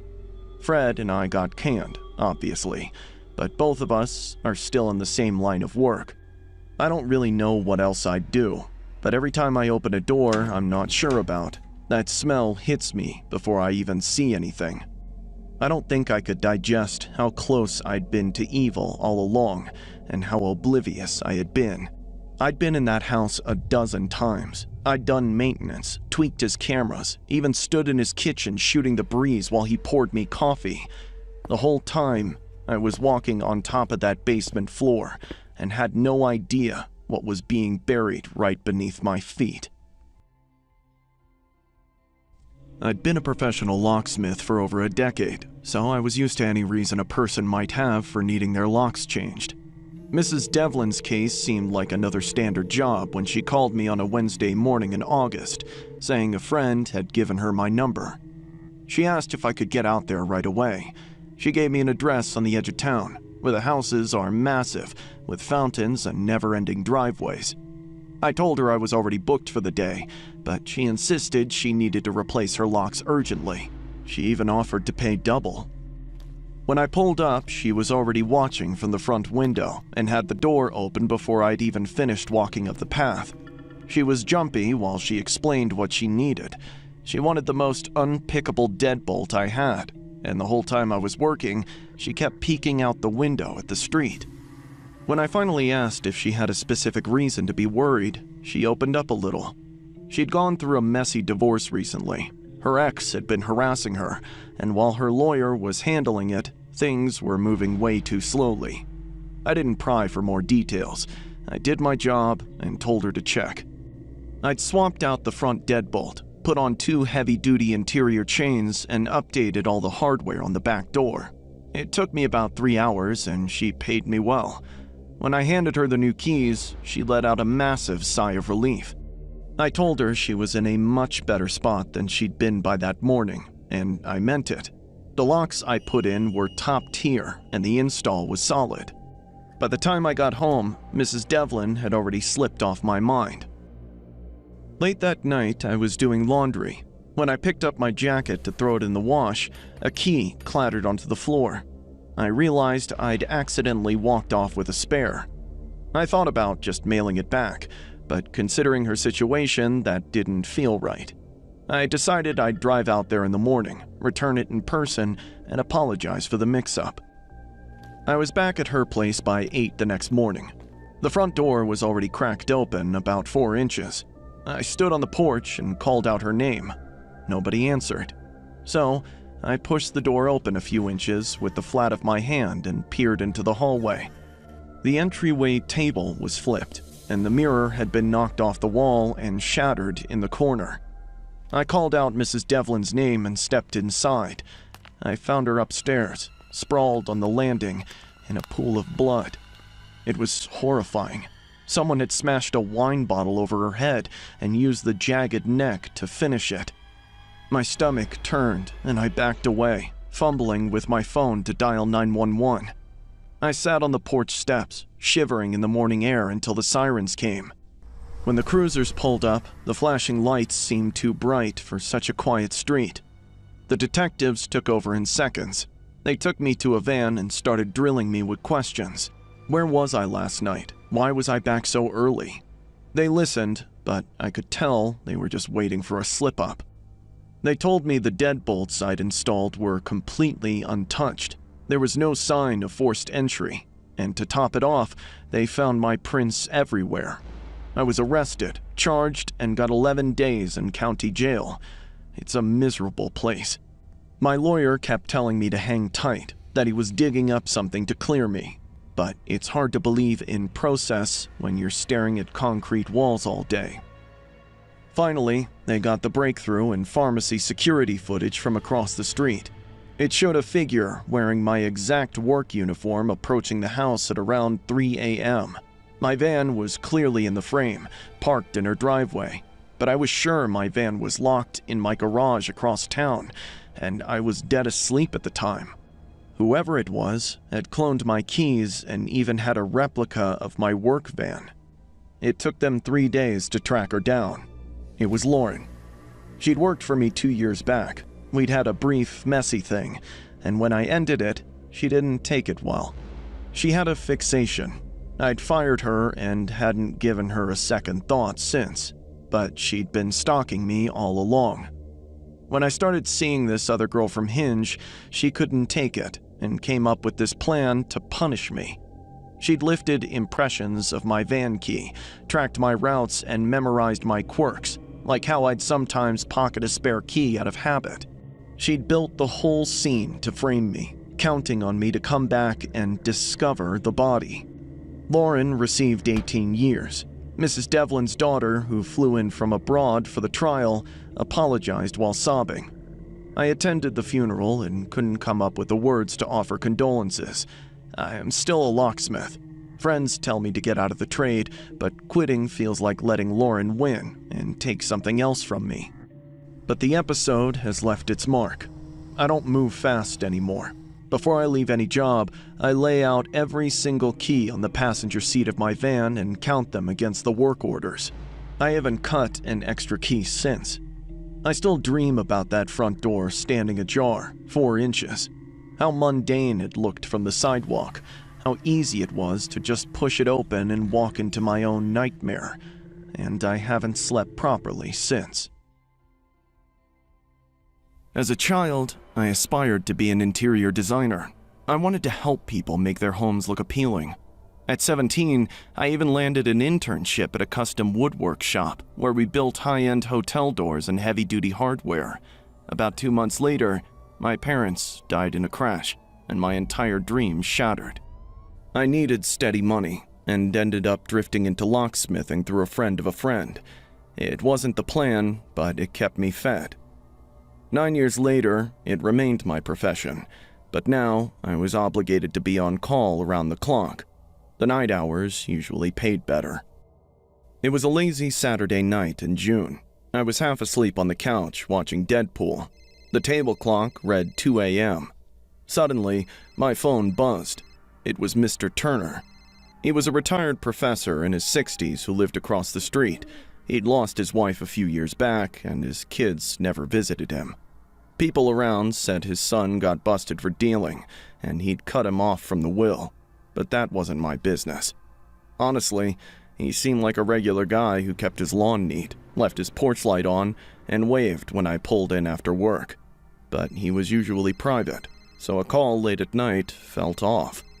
I picked up and barely even managed to hello before he cut in.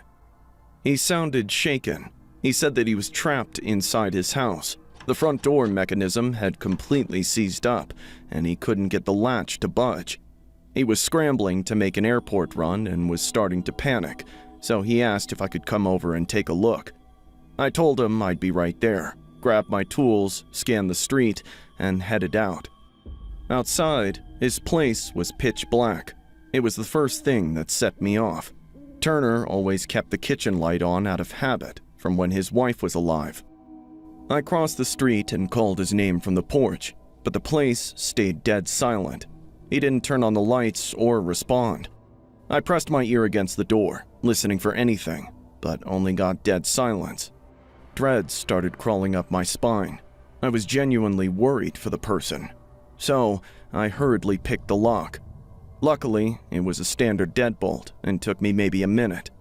The second I stepped inside, the temperature hit me in the face.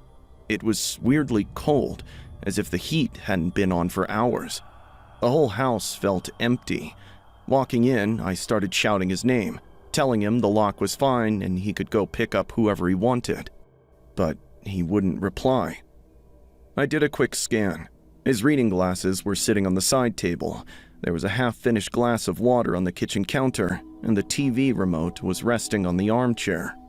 Everything looked like it should, but the house felt oddly hollow. I kept calling his name as I headed for the stairs. The bedroom door was open. Turner was in his chair by the window, back to me. I'd seen him sitting there 1,000 times from my own place. His reading lamp was buzzing away. I called his name again. He answered in a rather timid voice that seemed to be coming from afar. He said he was fine, just embarrassed about the whole thing. Relief washed over me. I told him it was fine. I had taken care of the lock and he could go pick up his guest. He thanked me again and said there was still some time left and that I could leave. He'd lend me the money. I nodded and turned around, but I couldn't shake off the crawling unease. Something just didn't fit right. I sidestepped to catch the angle of the wardrobe mirror and froze. Turner's head was rolled to the side. His mouth was hanging wide open, and his eyes were rolled all the way back in his head. If he had been dead all along, who was talking? My mouth dried up, and my palms turned sweaty. I kept talking, explaining the problem with the lock as I carefully looked around. I spotted a figure behind the bed. He was scrunched down flat against the floor and angled away from the mirror's sightline. He was contorting his whole body, but his jaw was working slowly, throwing his voice right at Turner's chair. I heard myself tell him I'd be off then and see him in the morning. I hurriedly walked down those stairs 2 at a time, stepped out the front door, and pulled it shut. The second the latch clicked, I shoved my tension wrench into the keyway and threw the deadbolt. He hit the door before I was halfway across the street. By the time I made it back to my porch, he was screaming at me, calling me names and promising to make me pay back. I called 911, standing on my porch, watching his shadow pacing behind the frosted glass of the front door. The cops showed up in about 6 minutes. They caught the person, trying to force the back window right before he could scramble out into the alley. The person was a friend of Turner's estranged son. The kid owed him money, probably for drugs, and sent this person to collect. When Turner ordered him to leave, he choked him out, but before he could escape, the deadbolt jammed behind him. He'd actually swiped Turner's phone, which had me saved simply as Locksmith, and called me, hoping I could get him out of there before I realized the old man was dead. The rest of the night was a blur of flashing lights and answering the same questions over and over. I didn't get home until almost dawn, and I sat in my kitchen, unmurdered coffee, waiting for the sun to hit the counters. For days, I couldn't shake off the voice in my head. I couldn't digest being steps away from a murderer who would have killed me in a blink. I'm still a locksmith. I work the same hours and live in the same neighborhood, but I don't pick up unknown numbers after midnight anymore.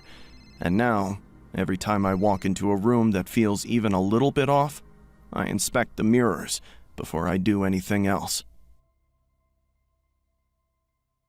I used to drive a semi-truck years ago, and it was a job that I had for a while. I still drive trucks, but not semis, and it's a completely different schedule for me now. But anyways, probably my scariest memory from driving a semi took place in my last year on the job. It was nighttime, and I was driving on the highway. I don't even remember what state I was in, but it was pretty late at night, and I would be pulling off to get some sleep soon. There were a number of truck stops on this highway, but by now it was getting close to midnight. I knew where I was planning to stop for the night, and it was maybe 30 minutes to an hour up the road. By this point, there were not many other vehicles out at all. As I drove in the right lane, I was going around the speed limit of 70 miles per hour. I remember that a car appeared behind me, went into the left lane, and then passed me. It then went in front of me to the right lane. But after going in front of me, the car then started to slow down a little bit. If I was going 70, this car was probably now going like 68. I realized that I was slowly gaining on him, and I was going the complete same speed on cruise control. This annoyed me slightly as I got closer and closer to the car, because I had not changed my speed, but he slowed down. I was wondering if the car would realize that I was gaining on him and speed up, but it did not. So then I switched lanes to go around him.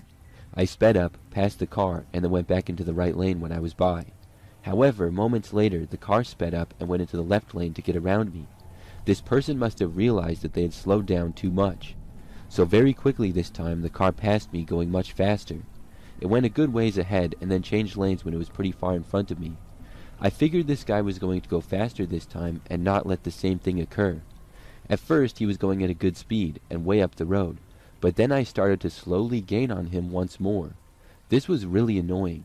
I was pretty sure that it was all on accident, because why would somebody intentionally do something like this? It was a pretty absent-minded thing to do. When I got like right up to the guy's bumper, after having not changed my speed at all, I had to go around him again. So I did. This must have really made the guy mad. I don't know if he thought that I was trying to race him or if he was trying to play games with me, because he started speeding up when I was in the left lane to pass him.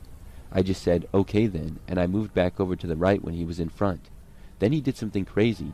He went into the left lane and started slowing down. I was still maintaining the same speed and in the right lane.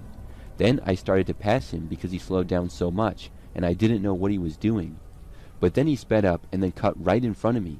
He left hardly any space. I couldn't just slam on my brakes and stop, so I nearly hit him. He went a little faster, but was driving really close to me. When he did this, I honked at him, as this was seeming to become a road rage incident. I didn't bother to switch lanes. I knew that the truck stop I was planning to go to was coming up just ahead, so I kept driving with the guy right in front of me. He went a little farther ahead, but not by much. Then when we got to the exit, I pulled off at the very last second to the truck stop. I saw the car slam on his brakes, but it was too late and he missed the exit. I didn't know what he was trying to do now, but I was glad to get away from him. So I pulled in and parked my truck for the night. Then I went in the building for a short time before returning to my truck to go to sleep. I got inside, covered my windows, and went to the back area where my bed was. However, not too long after getting back there, I heard the sound of someone banging on my door. It was very loud and persistent. I did not know who that could be. I got up and went over to the door. Before opening it, I looked out. There I saw some random guy. I didn't know who he was, but then I realized that he must be the driver of that car. He started yelling at me to come out and fight him like a man and stuff like that. I told him to go away.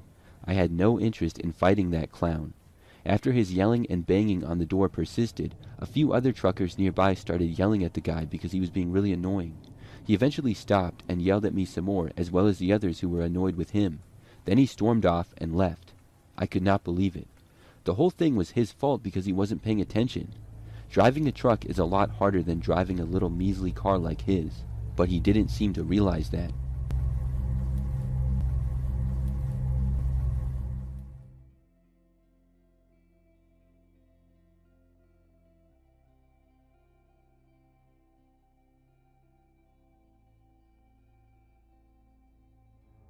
In December one year, my mom, dad, baby sister, and I went to stay with some family who lived up north. It never snowed where I lived, but during our stay, an awesome snowstorm rolled through and dumped several inches on the neighborhood.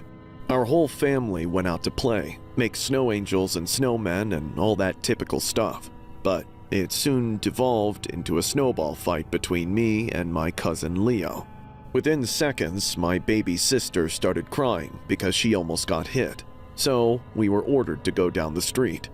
I didn't know where it was okay to go, but I just followed Leo's lead. I had a pretty good arm for playing baseball, so he was on the run from me. Eventually, he tried to lose me by ducking into a stand of trees. He weaved through the shrubs and bushes with surprising ease, but I had trouble keeping up. By the time I emerged into the clearing on the other side, I couldn't see him anymore. I froze, suddenly realizing I didn't know where I was and had lost the only person guiding me. I got my bearings and tried not to freak out, thinking Leo still had to be around. I was standing in the front yard of a house, one like any other in that neighborhood.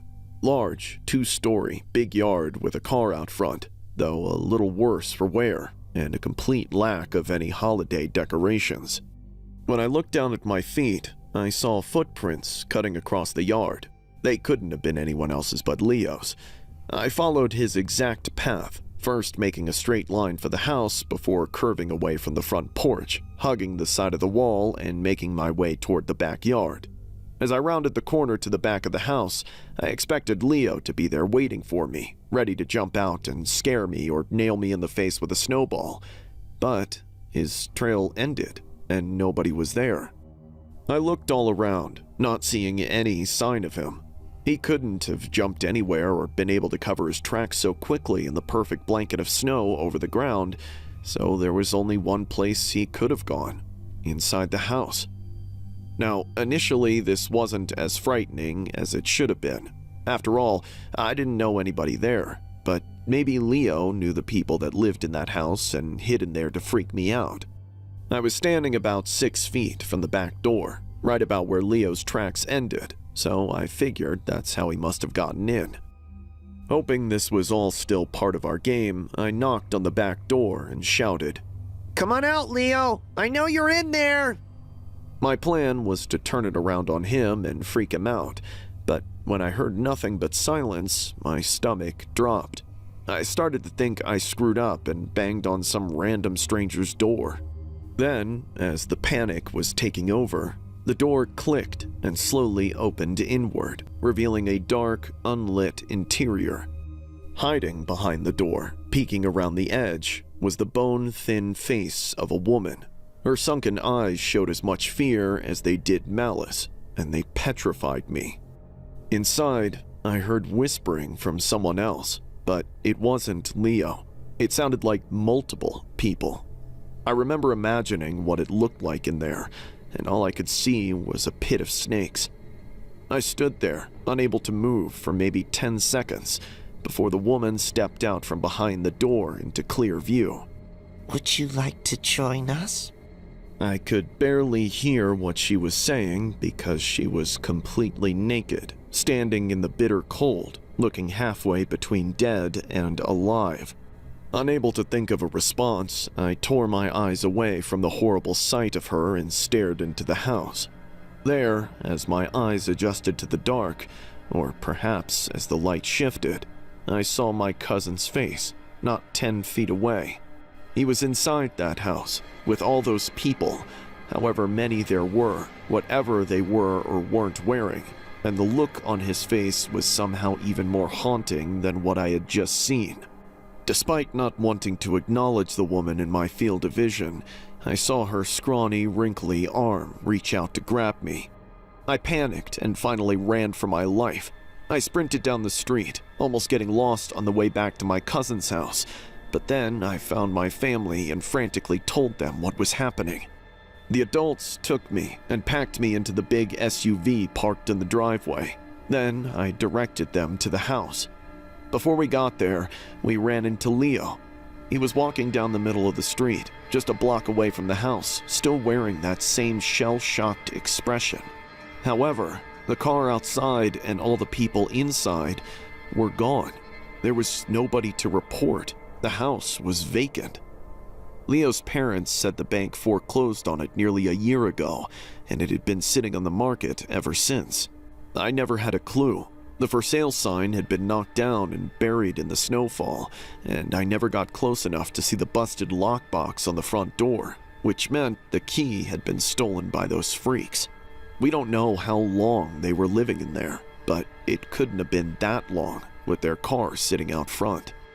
As for my cousin, he said he was, in fact, waiting behind the house to scare me when the door suddenly opened and he was pulled inside. He was frozen in shock the entire time, but then, after I ran away, the junkies panicked and forgot about him as they fled, so he just walked out. He never wanted to go into detail about anything else. As far as we know, nothing physically happened to him.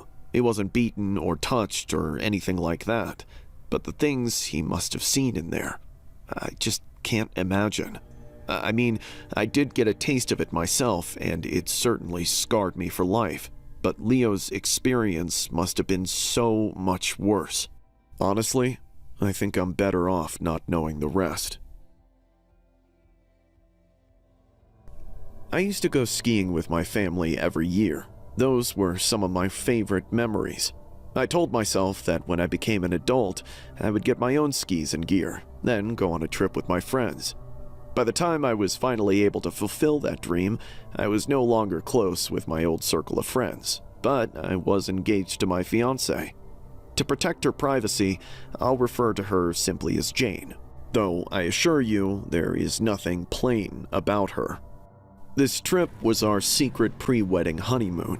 We both bought brand new skis for it. This time we were old enough to drink. so we had a few before going up the mountain and snuck some shooters in our pockets for when we were on the slopes. It was a wonderful time together, all that we were hoping for and more. After several hours, we decided to take a break at the base of the mountain. As we recuperated, we were approached by another couple. It was very casual at first, just some compliments on our skis, but it turned into small talk, then full-on conversation. They said their names were Adam and Eve, which I pegged as fake names immediately, but the more they talked, the more I understood why they called themselves that. Apparently, they were van lifers, people who live and travel in their van full-time. They seemed like nice people, but they were a bit weird. I'm hesitant to call them hippies, but they did talk about a bunch of spiritual mumbo-jumbo and all the weird things they had done during their travels. Of course, I didn't want to be judgmental, especially when the man, Adam, pulled out a flask and offered us some. I jokingly asked if there was any LSD in it, but he laughed and said it was just vodka. All four of us took a good swig or two, and I could tell by how it was getting lighter that our new friends were indeed drinking it with us. Oh, and it was vodka, that's for sure. Shit tasted like a doctor's appointment. Anyway, we decided to stick together for the rest of the afternoon. Over the course of a few trips up and down the mountain, we tested each other's ability by taking more challenging paths each time. We shared our own drinks and had more of Adam's flask here and there until I was sure the liquor was all out. Then, about an hour before the slopes closed, the woman Eve, as she called herself, revealed an entirely new full flask of her own. By then, we were all tipsy and eager to keep the buzz going. I didn't hesitate to drink it this time, and neither did Jane. However, even through my inebriation, there was a nagging sensation in my hand. The flask really didn't feel like they were drinking out of it, not like the first one, but they had been so nice that I figured they must be strictly pacing themselves. As usual, we tried to get one last trip before we had to leave, still drinking as we rode up the lift a final time. This is about when Adam and Eve invited us to hang out afterwards, in their van, in the parking lot. But Jane and I were clear that we just wanted to get on the road so we could get home before it was too late. I could tell they didn't really appreciate our decision, but at first they didn't push it. Not until we reached the bottom, anyway. Suddenly, I felt 10 times drunker than I should have, and Jane was even worse off. Adam said something about how we must have overestimated the amount we were drinking, but I was sure we were going at a reasonable pace. They told us we were clearly too drunk to drive, so we should hang out with them for a while. I told them straight up, no way. Then I clipped off my skis, as well as Jane's, then carried all four as we started stumbling back to the parking lot. Something about those two was rapidly alarming me, but with each second, my ability to stand my ground against them was draining out of my body. It's hard to explain, but I didn't even feel drunk anymore. My mind was sober, but somehow tiny and unable to pilot my body, which now felt like a giant sack of dead weight. I remember thinking we just have to get to the car, but then I realized we were walking right past it. I tried reaching for it, only to see that I had dropped all our skis and Eve was now carrying them. At this point, my memory is like a slideshow. The next thing I saw was a large van, presumably their van. Then, Jane collapsed on the ground. Seconds later, Adam carrying her toward the van. The last image filled whatever was left of my mind with uncontainable rage. The only parts of me I was aware of were screaming, "Don't let them take Jane. If they take her, I might as well die." Then, that was it. Next thing I knew, I was waking up on the same patch of asphalt, freezing my ass off with a pounding pain in my head. I thought I was dead. I thought I'd failed to save Jane, so I kinda wished that was the truth. However, reality was far more bittersweet. When I thought I was valiantly fighting through whatever drug they had given me so I could single-handedly save Jane, I was really just screaming random, unintelligible nonsense. It was, however, loud enough to alert bystanders, who came to help just in time. I was completely unconscious, though based on their accounts, they managed to take hold of Jane, but they were unable to keep those freaks from getting in their van and escaping with all our brand new, expensive-as-hell skis. Still, I owe those good people everything for keeping them from kidnapping Jane, and also me. Lord knows what sick, terrible things they had planned for us. I'm thankful none of that happened to us, but sadly the police were never able to track that so-called Adam and Eve couple down, and ever since then, our once beloved hobby of skiing just brings back this terrible memory.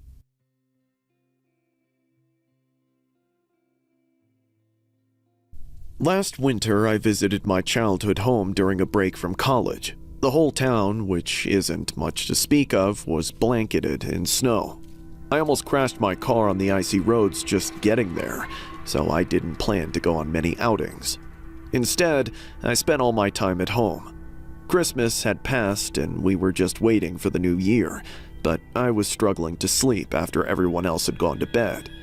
I crept out of my room, looking for something to do, yet there was nothing. Outside, the snow was coming down gently, with barely any wind to knock it around. I knew it was freezing cold, but the cabin fever was getting to me, so I stole one of my dad's cigarettes off the kitchen counter and bundled up for a late-night smoke. As I sat in a rocking chair out front, I sparked up and took everything in. My old front yard, the swing set, every stone and every pit, all buried in white. The path would be needing reshoveling in the morning, and no doubt my dad would put me up to it as punishment. For now, it was just me and the near silence, save for the almost imperceptible patter of snowfall and my own breathing.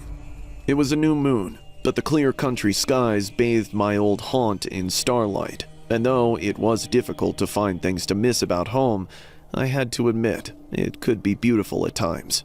Even after I finished the cigarette, I coughed and bundled up tighter, wanting to stay out and enjoy it a little longer. But that last drag turned out to be the final sand in the hourglass. My peace was soon disturbed by the distant crack of a branch. Immediately, my ears honed in on the sound. Once was probably just a tree flexing in a gust of wind, but after I heard a second crack, I knew it was an animal. I continued to listen to its bumbling trek through the woods around the house, slowly growing closer. Still, at relative ease, I tried to guess what kind of animal it could be. Whatever it was, it sure as hell wasn't graceful. Perhaps it was a freezing raccoon, a sleepwalking bear, or some other desperate creature. Then, I heard a sound that nearly stopped my heart. The backyard gate opening. It wasn't like a rattling of some dumb animal bumping into it. No, it was the sound of a human opening it with precision. Now, in a full state of alarm, I kept silent, standing up from my chair and sneaking back into the house, locking the front door. If it makes any sense, I could just tell that the air inside hadn't moved since I stepped out, so I was sure nobody in my family had woken up. Whoever opened the gate, they came from outside. I had to see who it was, but I could barely get to my feet to move. My body was telling me I was safer where I was, and it wasn't time to do anything stupid. Still, my family might be in danger if I just cowered, so I forced myself to walk to the back of the house. As I inched my way there, I began to hear a new sound, one a lot more regular than before. A rhythmic scraping, digging in the snow. I began to worry someone was trying to access a partially buried window in the basement, but when I made it to the back door, I saw something quite different. There was a man, covered head to toe in thick black clothing, standing in the backyard, right between the shed and the barren vegetable garden. He had a large shovel and had just begun digging a hole in the snow. Lying beside him on the ground, a white plastic garbage bag. It almost looked like just another lump of snow, but the brightly colored drawstrings gave it away. I didn't have time to wonder what was in the bag. I had to do something. I was too scared to try and scare him off, so I decided to document him. I pulled out my phone and held down the record button to start a video, but in my haste, I forgot the most crucial thing. I didn't turn off the flash.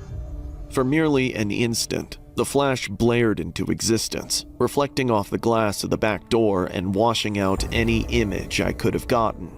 But more importantly, it gave me away. I ducked out of sight, but it was too late. I looked outside and saw the man walking up to the door. I panicked and ran to my parents' room. I woke my dad up and told him to take the shotgun out to the back door, but by the time we got there, the man was gone. He had even covered up the hole he was digging, leaving only a set of footprints that led from the back door and into the woods. He must have walked up to the door and tried to open it, then turned around and escaped while he still had time to cover up what he was doing. Naturally, my dad assumed I was playing a prank on him and scolded me for smelling like tobacco. Then he told me to go to bed. Nobody in my family believed me. Their nearest neighbor was so far away that it didn't make sense from any of them to try and bury something in their backyard, let alone in the middle of a frigid night. I, however, have a theory. Growing up, there was this old creep in town. All the kids suspected him of being some kind of serial killer. It seemed like every week he had a different pet animal with him.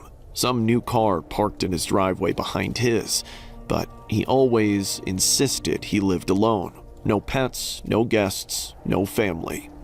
He never got caught doing anything, but what if they said about him was true? Maybe he's gotten so bold that he started burying the remains of his victims, human or otherwise, under the snow of other people's backyards. Perhaps the point is that when the snow thaws, the grisly, rotting remains are uncovered long after he's gone.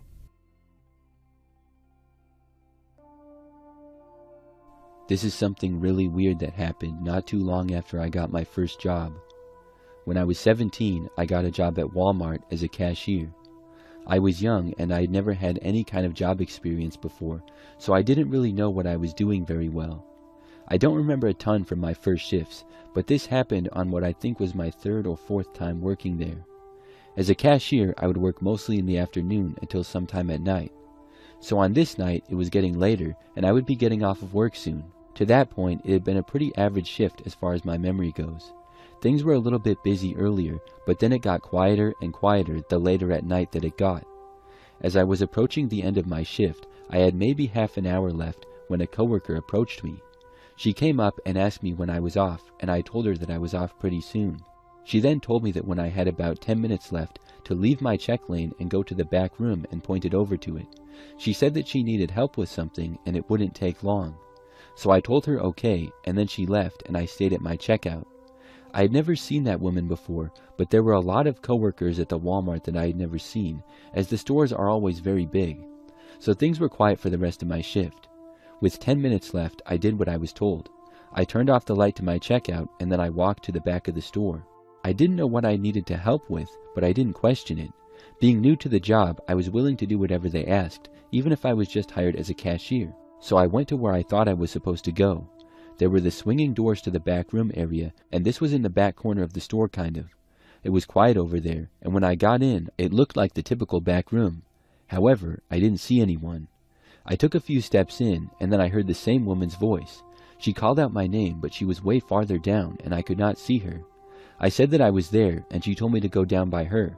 I honestly could not see the woman at all, but if you've ever been to a Walmart back room, I'm sure some are different, but most of them have boxes everywhere and they have sort of their own little aisles.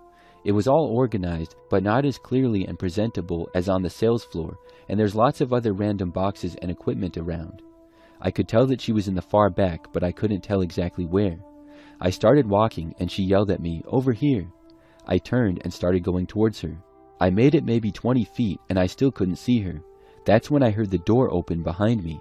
The same swinging doors that I had just gone through. I looked back and saw a man there who also worked at Walmart. He too I had never seen before, but he asked me what I was doing. I stopped and I told him that I was asked to help with something back there. He came over to me and he asked me by who. I didn't know the woman's name, and I told him that. He looked confused, and he said that he didn't know who that would be. Then he called out asking who was there. This time, though, there was no response.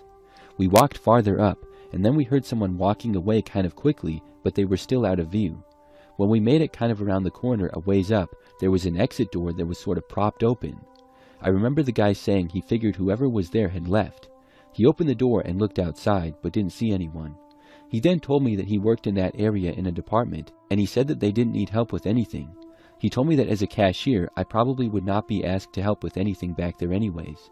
So I was told that I could clock out and leave, and he would try to figure out what was going on, and so I left. After that, I never heard anything more about it. I don't know what that woman was up to or who she even was. She probably didn't even work at the Walmart, and looking back, that was really weird.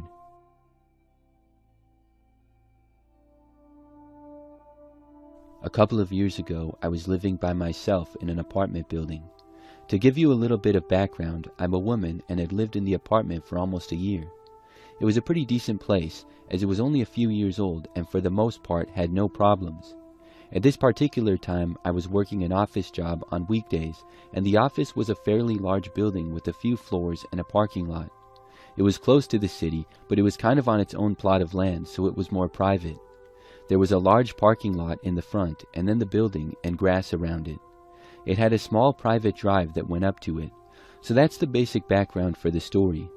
It really starts when one day I was at work and I left for the day to go home. I typically parked kind of in the corner, and the parking lot would never be completely full, as people were there at all hours. But when I left, I saw there was a guy sitting at a small table that was a ways off in the grass. I had never seen him before, but I really didn't think much of it.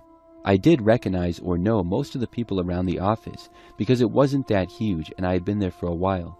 There would obviously be some people that I didn't know though, but really I thought nothing of it. However, maybe just a few days later I noticed the guy again, except this time he was sitting in a car that was parked not too far away from mine. Once again, this was when I was leaving. I saw the man look at me and then look away, but I just figured that he worked there now and maybe he was new and that was it. But the next time I saw him is what made me suspicious. I arrived to work early in the morning. I parked in my usual area, and when I got out I was walking to the building and I noticed the guy. He was sitting in a car that was backed into another spot. However, the split second I made eye contact with him, I saw him duck down really fast and go out of view.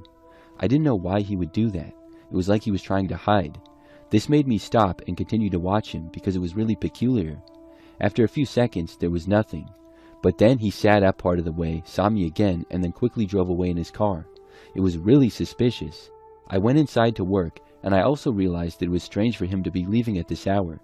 There were not too many people that would work all sorts of different hours like that. If I had seen him when I was leaving before, that meant he would probably work more normal hours, so why would he be leaving now early in the morning? That was another strange thing, and I told myself that I would keep an eye out for him going forward. After that though, I didn't see him for a few days. I was starting to forget about the whole thing, but then one day I was arriving back home from somewhere at night. As I got up to my floor, I turned a corner and I happened to see someone leaving their apartment. It was the same guy. He lived just down the hall from me, about 3 or 4 apartments down. I knew that it was him. When I saw him, I quickly turned back and went around the corner, and I don't think that he saw me. I heard him walking down the hallway, and I quickly went down the stairs until I figured he was gone. Then I went back to my apartment. I could not believe that the guy was living in my building, and just a few doors down from me. Did he work at my job actually, or was he stalking me or something? For a few days, I didn't know, and nothing happened. Then I got lucky. Maybe a week later, I was leaving my place one morning, and I heard a door open down the hallway. I looked over, and I saw that it was the same place that one guy lived. My first reaction was to go back inside, but when I looked, I saw that it was not the same guy who was leaving. It was another guy leaving that same apartment. I decided to go ask him who the other guy was. So I walked over and said hi to the guy. I had never seen him before either. But I described the creepy guy to him and asked if he knew who I was talking about. The man said that was his roommate. He told me that he didn't know him that well, but they had been living in the apartment together. However, he told me that his roommate left 3 days ago and he hadn't heard from him or seen him since. He said he hadn't answered any of his texts or calls. I asked him if he knew where the guy worked, and he told me yes, but when he told me the place the guy worked, it was not my company and not anywhere near it.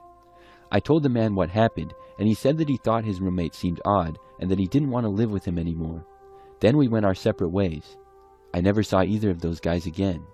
I'm sure someone else moved into that apartment. I still don't know the full story, but it sure seems like that guy was trying to stalk me.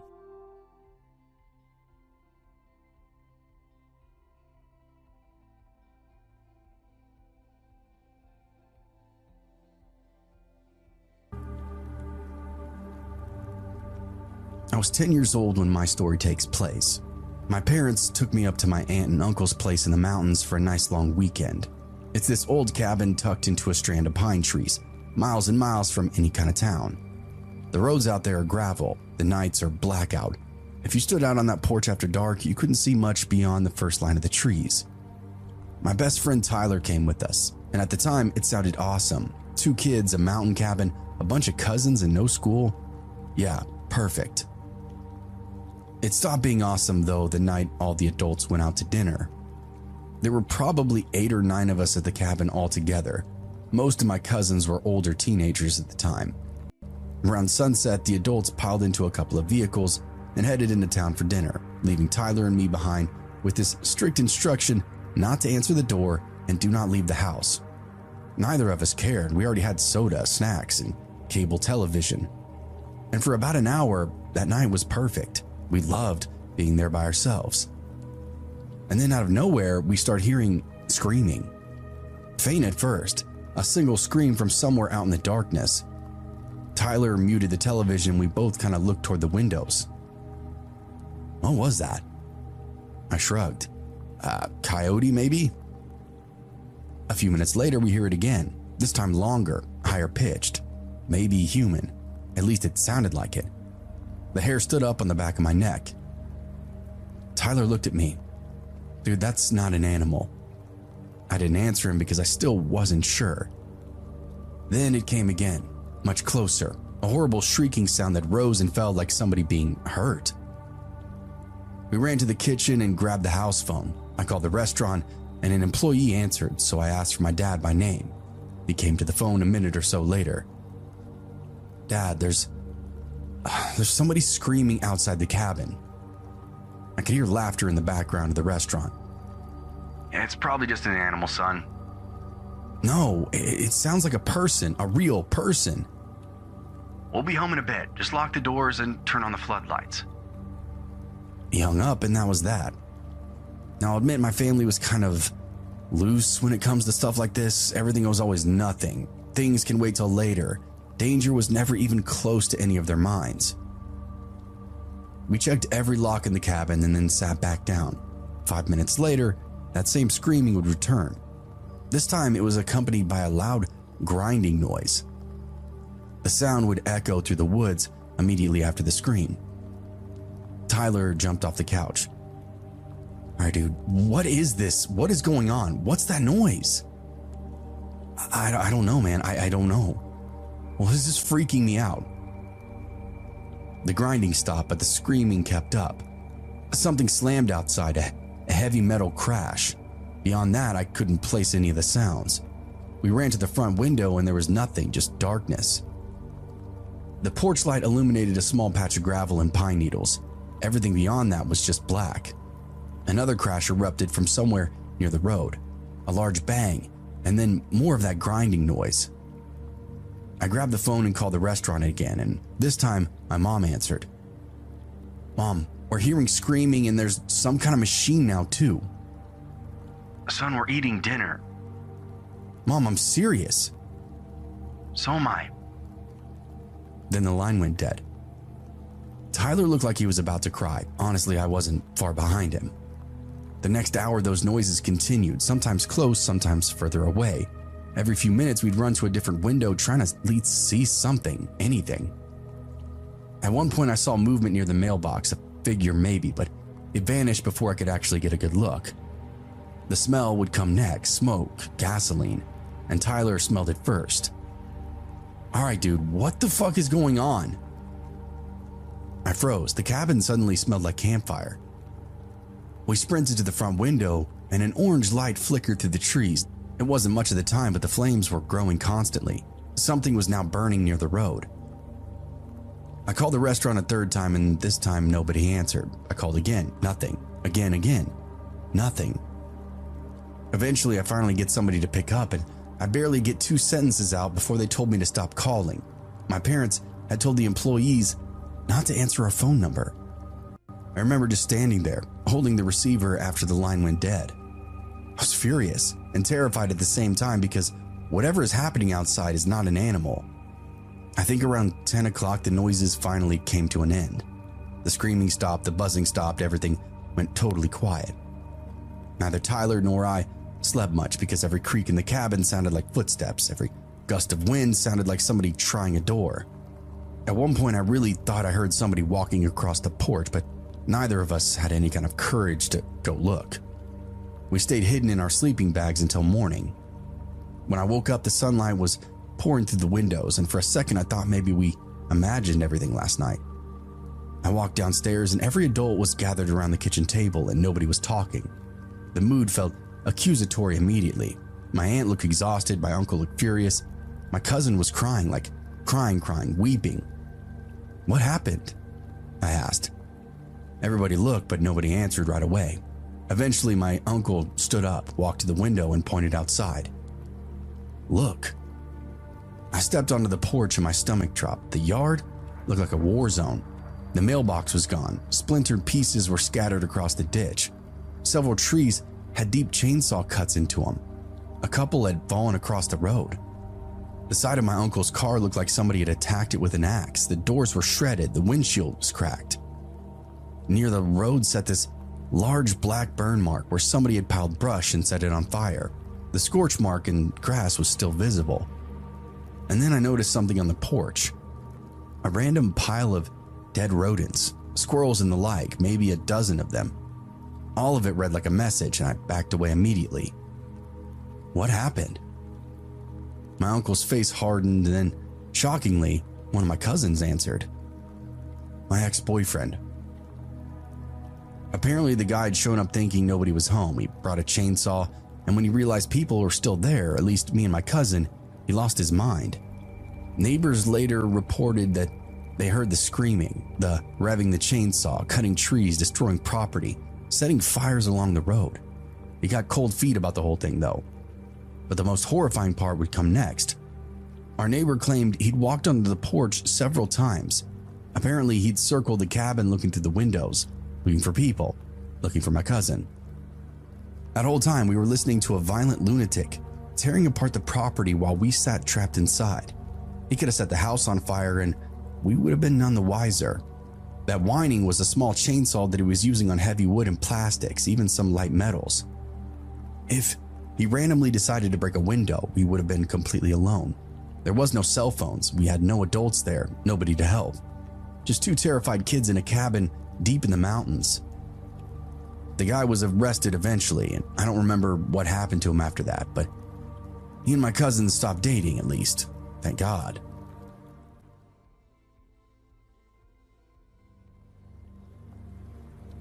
My brother and I have computers set up in this converted attic room at the top of the house.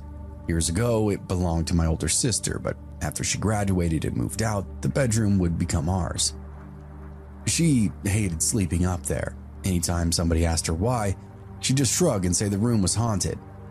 I didn't believe her, but the room, I will admit, does feel weird sometimes. One night I'm sitting at my computer clicking through a game, and I get that strange feeling again. The one that makes the hair stand up on the back of my neck.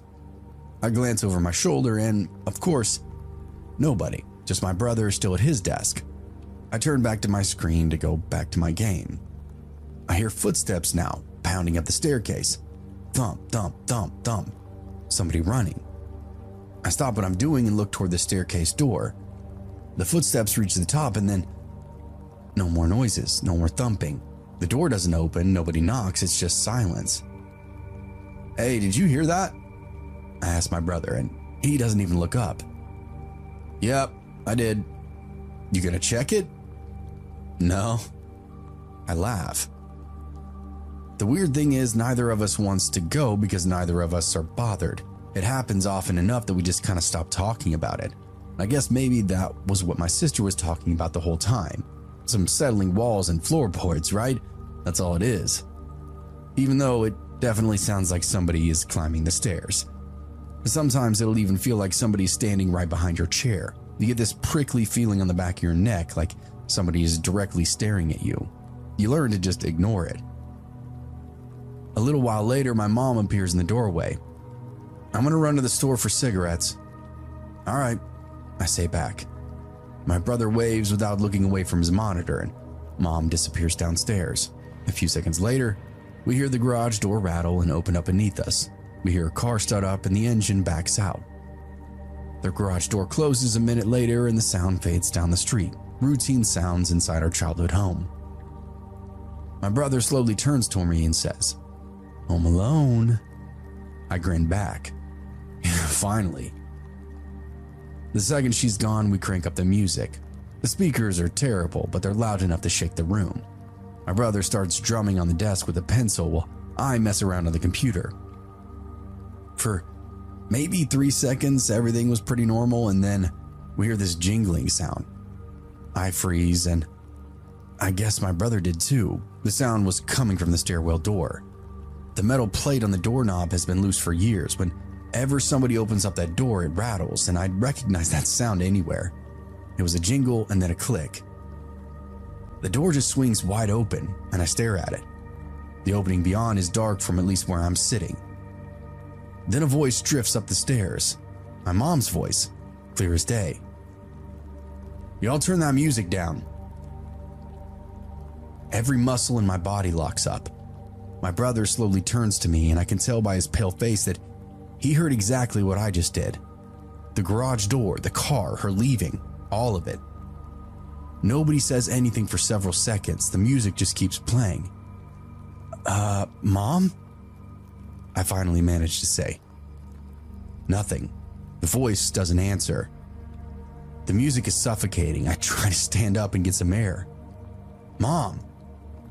Silence. Not a footstep. No movement. Nothing. My brother stands up too, his shirt now sticking to him with sweat. "Don't." I look at him. "Don't what?" "Don't go down there." I try to laugh, but my head is spinning. Am I crazy? What do you mean? What are you talking about? You know what I'm talking about. I do. Mom isn't here. I heard her leave. Still, I end up walking toward the door. The closer I get, the more convinced I become that there's some kind of normal explanation for all of this. Maybe she forgot her purse or a lighter. Either way, I reach the stairwell and there's just darkness leading downstairs. "Mom!" I call one more time. No answer, so I start down. The steps creak beneath my feet, and it freaks me the fuck out. Halfway down, I can already see part of the garage. It's empty, but I keep going. No car, no sign of my mom. I walk to the garage window and look outside. The driveway is empty now too. She's gone, and we are home alone. I move through the house, checking every single room, the kitchen, the living room, the bathroom, all the bedrooms. Everything's empty. The house is dead silent despite somebody just speaking to us moments before. When I finally head back upstairs, my brother is standing right where I left him. His question is obvious. "Well?" I shake my head at him. "She's not here." How the hell is that possible? Dude, I don't know. The music continued playing over our conversation. Nobody wanted to walk over and turn it off. It's annoying, but it also feels like this weird kind of barrier, something to block out any more voices. The rest of the afternoon is pretty miserable. We stay upstairs because we're terrified, and neither of us can relax at all. Every little noise immediately gets our attention, and when my mom finally gets home, we practically run downstairs to meet her. The first thing I ask is, "Did you come back after you left?" She looks confused. "What? Did you come back here after going to the store?" "No." "At all?" "No." "You didn't yell upstairs for us to turn down the music?" The smile disappears from her face. "What are you talking about?" So I tell her everything, every detail. And she stares bullets at me the entire time. She looks at my brother, and something weird streaks across her face during it too. "Did you hear it too?" she asked him. "Yeah, it sounded exactly like you." My mom folds her arms and fear returns back to her face. She says quietly, "Boys, I never came back." Nobody speaks. What bothers me most isn't really what my brother and I heard, it's my mom's reaction. She looked genuinely disturbed.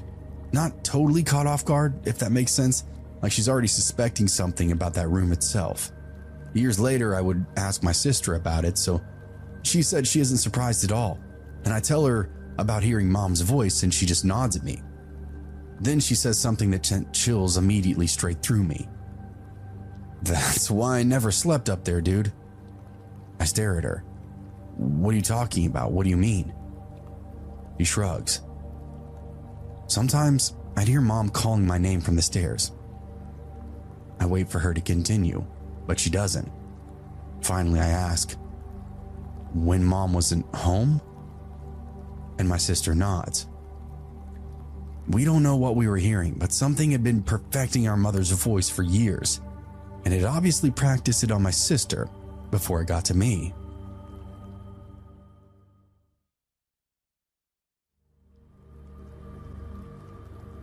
This happened before cell phones, back when being home alone actually meant being alone. If something went wrong, you had the house phone, maybe a neighbor if they were awake, and that was really it.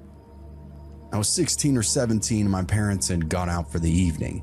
The house was quiet except for the television playing in the living room. It was one of those ordinary weekends that blur together after enough years pass. Forgettable, I guess, is what I'll call it. I finished a snack in the kitchen, turned off the lights room by room, and got ready for bed. Before heading upstairs, I let our golden retriever Buddy outside for his final bathroom break of the evening. Now, Buddy was the friendliest dog I've ever known. He loved everybody. Neighbors, delivery drivers, even strangers walking down our street. It didn't matter. He'd greet them all with a wagging tail and a goofy grin. In all the years we had him, I never once even heard him growl. Not at people, not at animals, not even when another dog would steal his food. There wasn't a single aggressive bone inside this dog's body, no killer instinct whatsoever. So I let him outside and he trotted down the back porch per usual. Then, out of nowhere, he suddenly stops and I heard a low rumble. At first, I initially thought that another dog had wandered into our yard or something. I quickly would realize the sound was actually coming from Buddy. He stood completely rigid, staring toward the bushes that lined up in the back fence. His hackles were raised, his head was low. I've never seen him like this before. "Buddy," I called out. He didn't respond or react. The growl actually deepened. I stepped to the edge of the porch and looked off into the darkness. The bushes shifted slightly in the wind, but I couldn't see anything unusual. But then after that, Buddy explodes. He lunges forward, barking aggressively, complete and total pure alarm. It wasn't a normal bark either, it sounded really aggressive, like he was trying to keep something away from our house. My stomach immediately tightened up. Maybe it was a raccoon, a stray cat, but that didn't really make sense. Buddy loves cats. He probably wouldn't have invited a burglar inside if one offered him a treat. I'm being totally serious too. The more I stared at those bushes, the more convinced I'd become that somebody was hiding there. The neighborhood was quiet, no passing cars, no other neighbors outside, just Buddy standing guard at the edge of the yard. "Come here, Buddy," I yelled, but he ignored me. I called again, getting the same reaction. For several more minutes, I stood there on the porch trying to convince myself that I was overreacting. The logical part of my brain kept insisting there was probably an animal in those bushes. The other part kept imagining somebody crouched back there watching the house. I looked toward the neighboring yards, hoping to see a porch light click on or maybe somebody taking out the trash, but there was nothing, nobody. Every house around looked like they were already asleep. Meanwhile, Buddy refused to back down. He would bark furiously, stop for a second and listen, and then start growling again. Whatever this was had his full attention, and it didn't seem to be moving much or leaving. Finally, I go back inside and grab the biggest kitchen knife that we owned. Looking back, it was kind of ridiculous, but at the time it felt better than walking into the dark completely empty-handed. When I stepped back onto the porch, Buddy was still there, barking nonstop. I tried calling him once more and still nothing. Then he turned his head and barked directly at me. It wasn't threatening, if that makes sense. If anything, it felt like a warning, like he was telling me to go inside. Looking back now, I should have listened. Instead, I started down those steps. Buddy paced back and forth between me and the bushes, barking and growling. My heart was hammering so hard, I could feel it in my throat. I gripped that knife tightly in my hand. The yard suddenly felt larger than it ever had before, too. Every step I took seemed to be louder than I wanted it to be, and I kept expecting something to burst out of the darkness. As I got closer, I started hearing this faint rustling sound. Plastic. That was all it was. Plastic moving in the wind. And I felt really stupid in the moment. A grocery bag had snagged on one of the branches, was fluttering softly in the darkness. Relief hit me so hard that I almost laughed. There was nobody hiding in the bushes. Buddy was just being an idiot. "Oh my God," I muttered. "Buddy, seriously? It's a plastic bag, man." I stood there for a second or two shaking my head. The whole thing was ridiculous. Here I am standing in the backyard with a kitchen knife because my dog had declared war on litter. But Buddy kept growling. I took another step and the bag lifted. Not from the wind, it rose straight upward. Every bit of relief that was there had now vanished completely. The top of the bag cleared the bushes, then I saw fingers gripping it. And for a second my brain refused to process what I was actually looking at. A hand appeared, then an arm. Then a man slowly stood up from behind the hedge. He'd been shrouded in leaves and shadows. I don't know how long he'd been crouched there for, 5, 10 minutes, an hour? Who knows? All I did know was that he'd been hiding a few feet from my back porch while I was alone inside that house the whole time. He had a black hoodie, black pants. I couldn't make out his face in the darkness. He simply just stood there, holding that stupid grocery bag while Buddy barked like he'd lost his mind. The man looked directly at me and nobody moved. I was frozen. Then Buddy charged the fence, teeth bared. The man sprang into motion. He climbed over the fence in this smooth movement and dropped into the alley behind our property. I backed away so fast I nearly fell onto the porch steps. Buddy was there still, throwing himself against the fence, barking harder than I've ever heard. I watched through the gaps in the fence and the man didn't run. And I guess that really was the creepiest part. He just kind of walked away. He definitely knew the area. Getting caught didn't seem to bother him at all. Halfway down the alley, he glanced back once over his shoulder and I still couldn't see his face. He continued walking until the darkness just swallowed him up. Eventually, I grabbed Buddy by the collar and dragged him inside.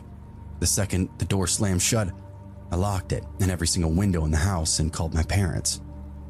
The police would come later and search the yard, and they'd find footprints behind the bushes and signs that somebody had indeed climbed the fence, but they never identified who it was or why he'd been there.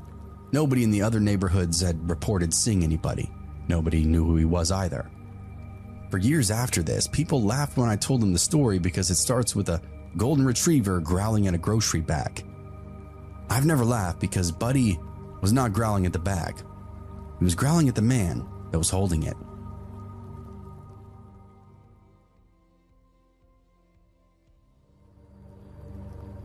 I don't remember exactly how old I was when this happened, 5, maybe 6. Back then, whenever my dad came home, he had his own little ritual. Before he even walked through the door, he'd shake his keys. It was never anything musical, just the jingle of a key ring coming through the house. And that sound meant that Dad was home. The second I heard it, I'd run and hide. Usually I'd squeeze between my mom's legs while she was cooking or folding laundry. Then my dad would come inside pretending he couldn't find me. "Where's my kid?" is what he called it. I'd be giggling so hard I'd practically give away my hiding spot. It happened so often that hearing keys almost became automatic for me. That sound meant safety. It meant Dad. The day all this took place, my mom and I were at my grandmother's house. Now, I don't really know why, but my grandmother's place always felt just like strange to me, even as a kid. One of those houses that seemed like it had some kind of history. The rooms were cluttered, the hallways felt narrow, every sound would carry from one end to the other. A lot of my family lived in that house at different times, including my uncle. I think it was around 10 in the morning, and I know that because my dad wasn't supposed to get home until noon. My mom was downstairs doing something in the kitchen while I played nearby. Then I heard it, the keys, clear as day, exactly the way my dad always did it. I jumped up and immediately said, "Dad's home." My mom looked over at me. "What?" "Dad's home." She laughed. "No, baby, he's not home yet." "Yes, he is." "How do you know?" "I can hear him shaking his keys upstairs." I remember the look that she gave me. It wasn't scared, but confused. She wiped her hands off and followed me toward the staircase. I was excited. I thought my dad had gotten off work early. We climbed up the stairs together, and the second we reached the top landing, the sound stopped. It was just silence. I stood there waiting, but there was nothing more. A few seconds later, we hear keys again, but it's downstairs. The exact same sound. I pointed immediately and told my mom, "Dad's downstairs now." My mom's expression had now changed. I don't remember her being frightened just yet, but she was definitely not smiling anymore. We walked back downstairs, and the sound continued, slow and steady, like somebody standing in one spot casually, shaking a ring of keys. I followed it through the house, and my mom followed, and that sound led us toward the bathroom. The door was closed, and I pointed at it. "He's in there." The keys stopped, and my mom froze. Even as a little kid, it freaked me out. One second she's walking, the next second she's just stopped completely. I looked up at her. She was staring at the bathroom door, neither of us saying anything. We stood there for a while before she finally ushered me back toward the living room. Years later, when I brought that story up, she told me something that I'd never known. She said that as she reached for the doorknob, she got chills across her entire body, not normal chills or goosebumps. She described it as the darkest feeling she's ever experienced, like every instinct inside of her was screaming to not open up that door, that if she did, her and I would have been devoured by whatever was making that jingling sound. So in the moment, she didn't open it. She grabbed me and led me outside. We sat on the porch and waited for my dad to get home, my actual dad, the real one, 2 hours later. When he finally arrived, shaking his keys exactly the way he always did, my mom almost starts crying. And at the time, I'm so young, I don't understand any of this. To me, it was just a weird day. As I got older, I convinced myself that I imagined all of it. Kids make things up, memories get mixed together, dreams become stories, and vice versa. By the time I reached my adulthood, I had written most of it off entirely. Then one day, I ended up mentioning it to my mom. I expect her to laugh and tell me I was just dreaming or something to that effect, but she immediately knew exactly what I was talking about, and before I could even finish my story, she was already nodding. "Oh yeah, that actually happened." That's when she disclosed all those extra details, the feeling of doom, the crying. A knot formed in my stomach, and suddenly it wasn't just a childhood memory. It was real, something that we shared between us. She also reminded me of something else that happened in my grandma's house, something I'd forgotten about completely. The funny thing is that me and my grandma both hated the dark, so we'd leave a light on somewhere and talk until we both fell asleep. One night we were both asleep when my uncle came charging up the stairs, not walking, but running full tilt to the house. The sound woke everybody up, and he burst through my grandma's bedroom door and loomed over us. I sat up in bed where he stood, and I don't remember what happened next because my parents rushed in and quickly took me out of the room. The details would come later. According to my mom, my uncle couldn't talk, literally couldn't talk. He stood there pointing toward my grandma's bathroom, eyes wide with terror. His face was pale, and every time somebody asked what's wrong, he just kept pointing. For nearly 2 hours, he was like this. Eventually, my father opened up the bathroom door and looked in and saw nobody there.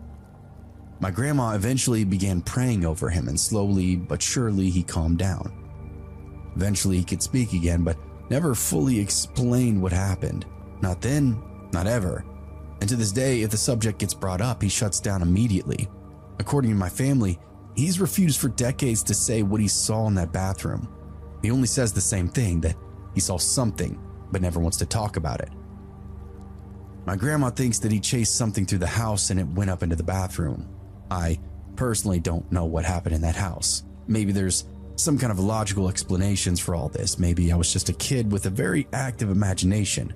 Maybe my uncle experienced some kind of paranoia or panic attack, who knows? Maybe my mom's memory has changed over time just like mine has.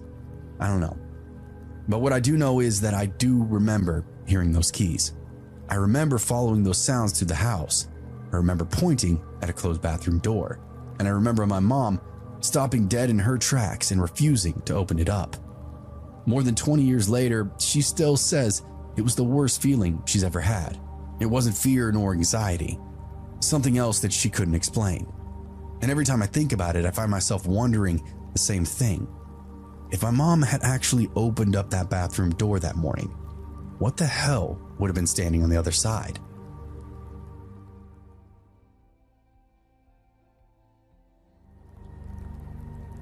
When I was 5, my mom told us David was dead, and that was that.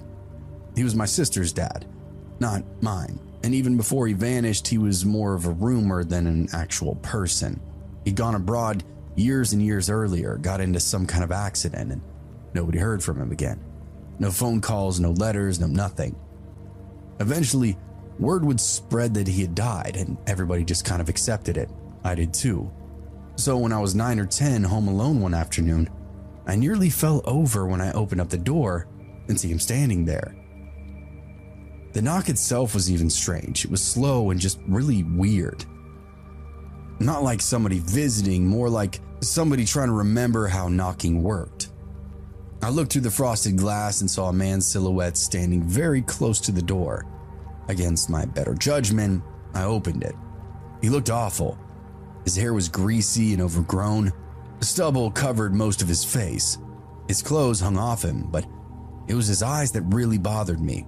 They weren't vacant exactly. They were focused somewhere beyond me, as though he was looking through the house instead of at it. "Is your mom in?" he asked. The voice was rough, slow. I recognized immediately from all the old photographs. "David?" I asked, and he blinked. "I brought the house," he said. I have no idea what that meant. His eyes just drifted past me toward the hallway and the staircase. Then he smiled slightly, though it didn't reach his eyes. "Is she 12? he asked. My sister's 12th birthday was a week ago, but this cold feeling would wash through me. He leaned forward slightly and whispered, "Don't let the clock talk." Then I ran. My mom worked across the road and I burst through the door of her workplace almost in tears. "David's at the house." She frowned, looking at me. "What?" "David's at the front door." For a second, she looked annoyed. "No," she said. "David's dead." I shook my head at her. "No, Mom, he's there." Something in my face and demeanor must have convinced her because she immediately stood up and followed me outside. We hurried across the road together and there was David still standing there. He hadn't moved. He was facing the frosted glass of the front door, head tilted as though he was listening to something inside. My mom stopped cold. "David?" He turned around and the look on his face changed several times in just a few seconds. Recognition, confusion, happiness, and back to nothing. "Mary?" is what he said, but that wasn't my mom's name. She ended up bringing him inside anyway, and looking back now, that's probably not what would have happened today. Somebody would have called an ambulance or social services. Back then, people just kind of dealt with things. David sat at our kitchen table while my mom made tea and tried to figure out what had happened to him. Getting answers from him was seemingly impossible. Sometimes he knew my sister's name, sometimes he didn't. Sometimes he just stared at the wall for several minutes without even speaking. The only thing that ever made sense was when he tapped the side of his head and said, "The car went sideways." And that was it. Later, we learned he'd been in a serious car accident abroad and suffered a traumatic brain injury, but nobody knew how severe it was. Nobody knew who had looked after him. Nobody even knew how he'd gotten home. When my sister arrived later that day, he stared at her for a really long time until she became uncomfortable. "You've gotten big," he said. Then, a few minutes later, he asked who she was. That night, he slept in our sitting room. None of us really slept particularly well, knowing he was under the same roof, and I remember hearing him pacing downstairs long after everybody had gone to bed. Slow footsteps back and forth, back and forth, back and forth. The next morning, strange things kept turning up. Our wall clock had disappeared. Random. After searching the house, we found it carefully wrapped in towels and hidden away in a cupboard. Nobody knew why. On our kitchen table sat this brass eagle ornament and a card that read, "Welcome to your new home." It was addressed to my sister. We'd lived in that same house for years now. At the time, none of it made sense, but later we wondered if some damaged part of his mind knew her birthday was approaching and he was trying to do something kind. Maybe he remembered she existed but couldn't remember why. Maybe he knew he needed to be somewhere but couldn't remember where. Whatever was happening inside his head, it was heartbreaking and unsettling at the same time. The next morning, he left. Nobody saw him go. My mom was in the kitchen when she looked outside and he was already halfway down the road and he never even looked back. We never saw David again either. More than 20 years have passed now since that single night. I guess a few years ago, my mom ran into David's sister while shopping and she mentioned his visit to our house, and his sister casually told her that they'd experienced something very similar. Apparently, he'd appeared at their place around the same time, confused and disoriented, then quickly vanished again. And that was the last time anybody's heard from him or of him. I've searched online for him over the years, but there's not really anything there. No trace and no answers. I guess the strangest part to me is that he didn't really feel dangerous. He felt more lost. Completely just hopelessly lost. Like a man wandering through fragments of memories that no longer connected properly. Looking back, I suspect the news of his accident somehow became distorted through word of mouth until people believed that he actually died. Without identification and unable to explain who he was, he may have slipped through the cracks entirely. I still think about him sometimes, about the knock on the door, the way he stood outside listening to the house, about him asking if my sister was 12, and about the clock. Parts of me know what I experienced that day, and it's still totally surreal. But there's another part of me that can't help but wonder if I didn't open up that door to a ghost that odd afternoon.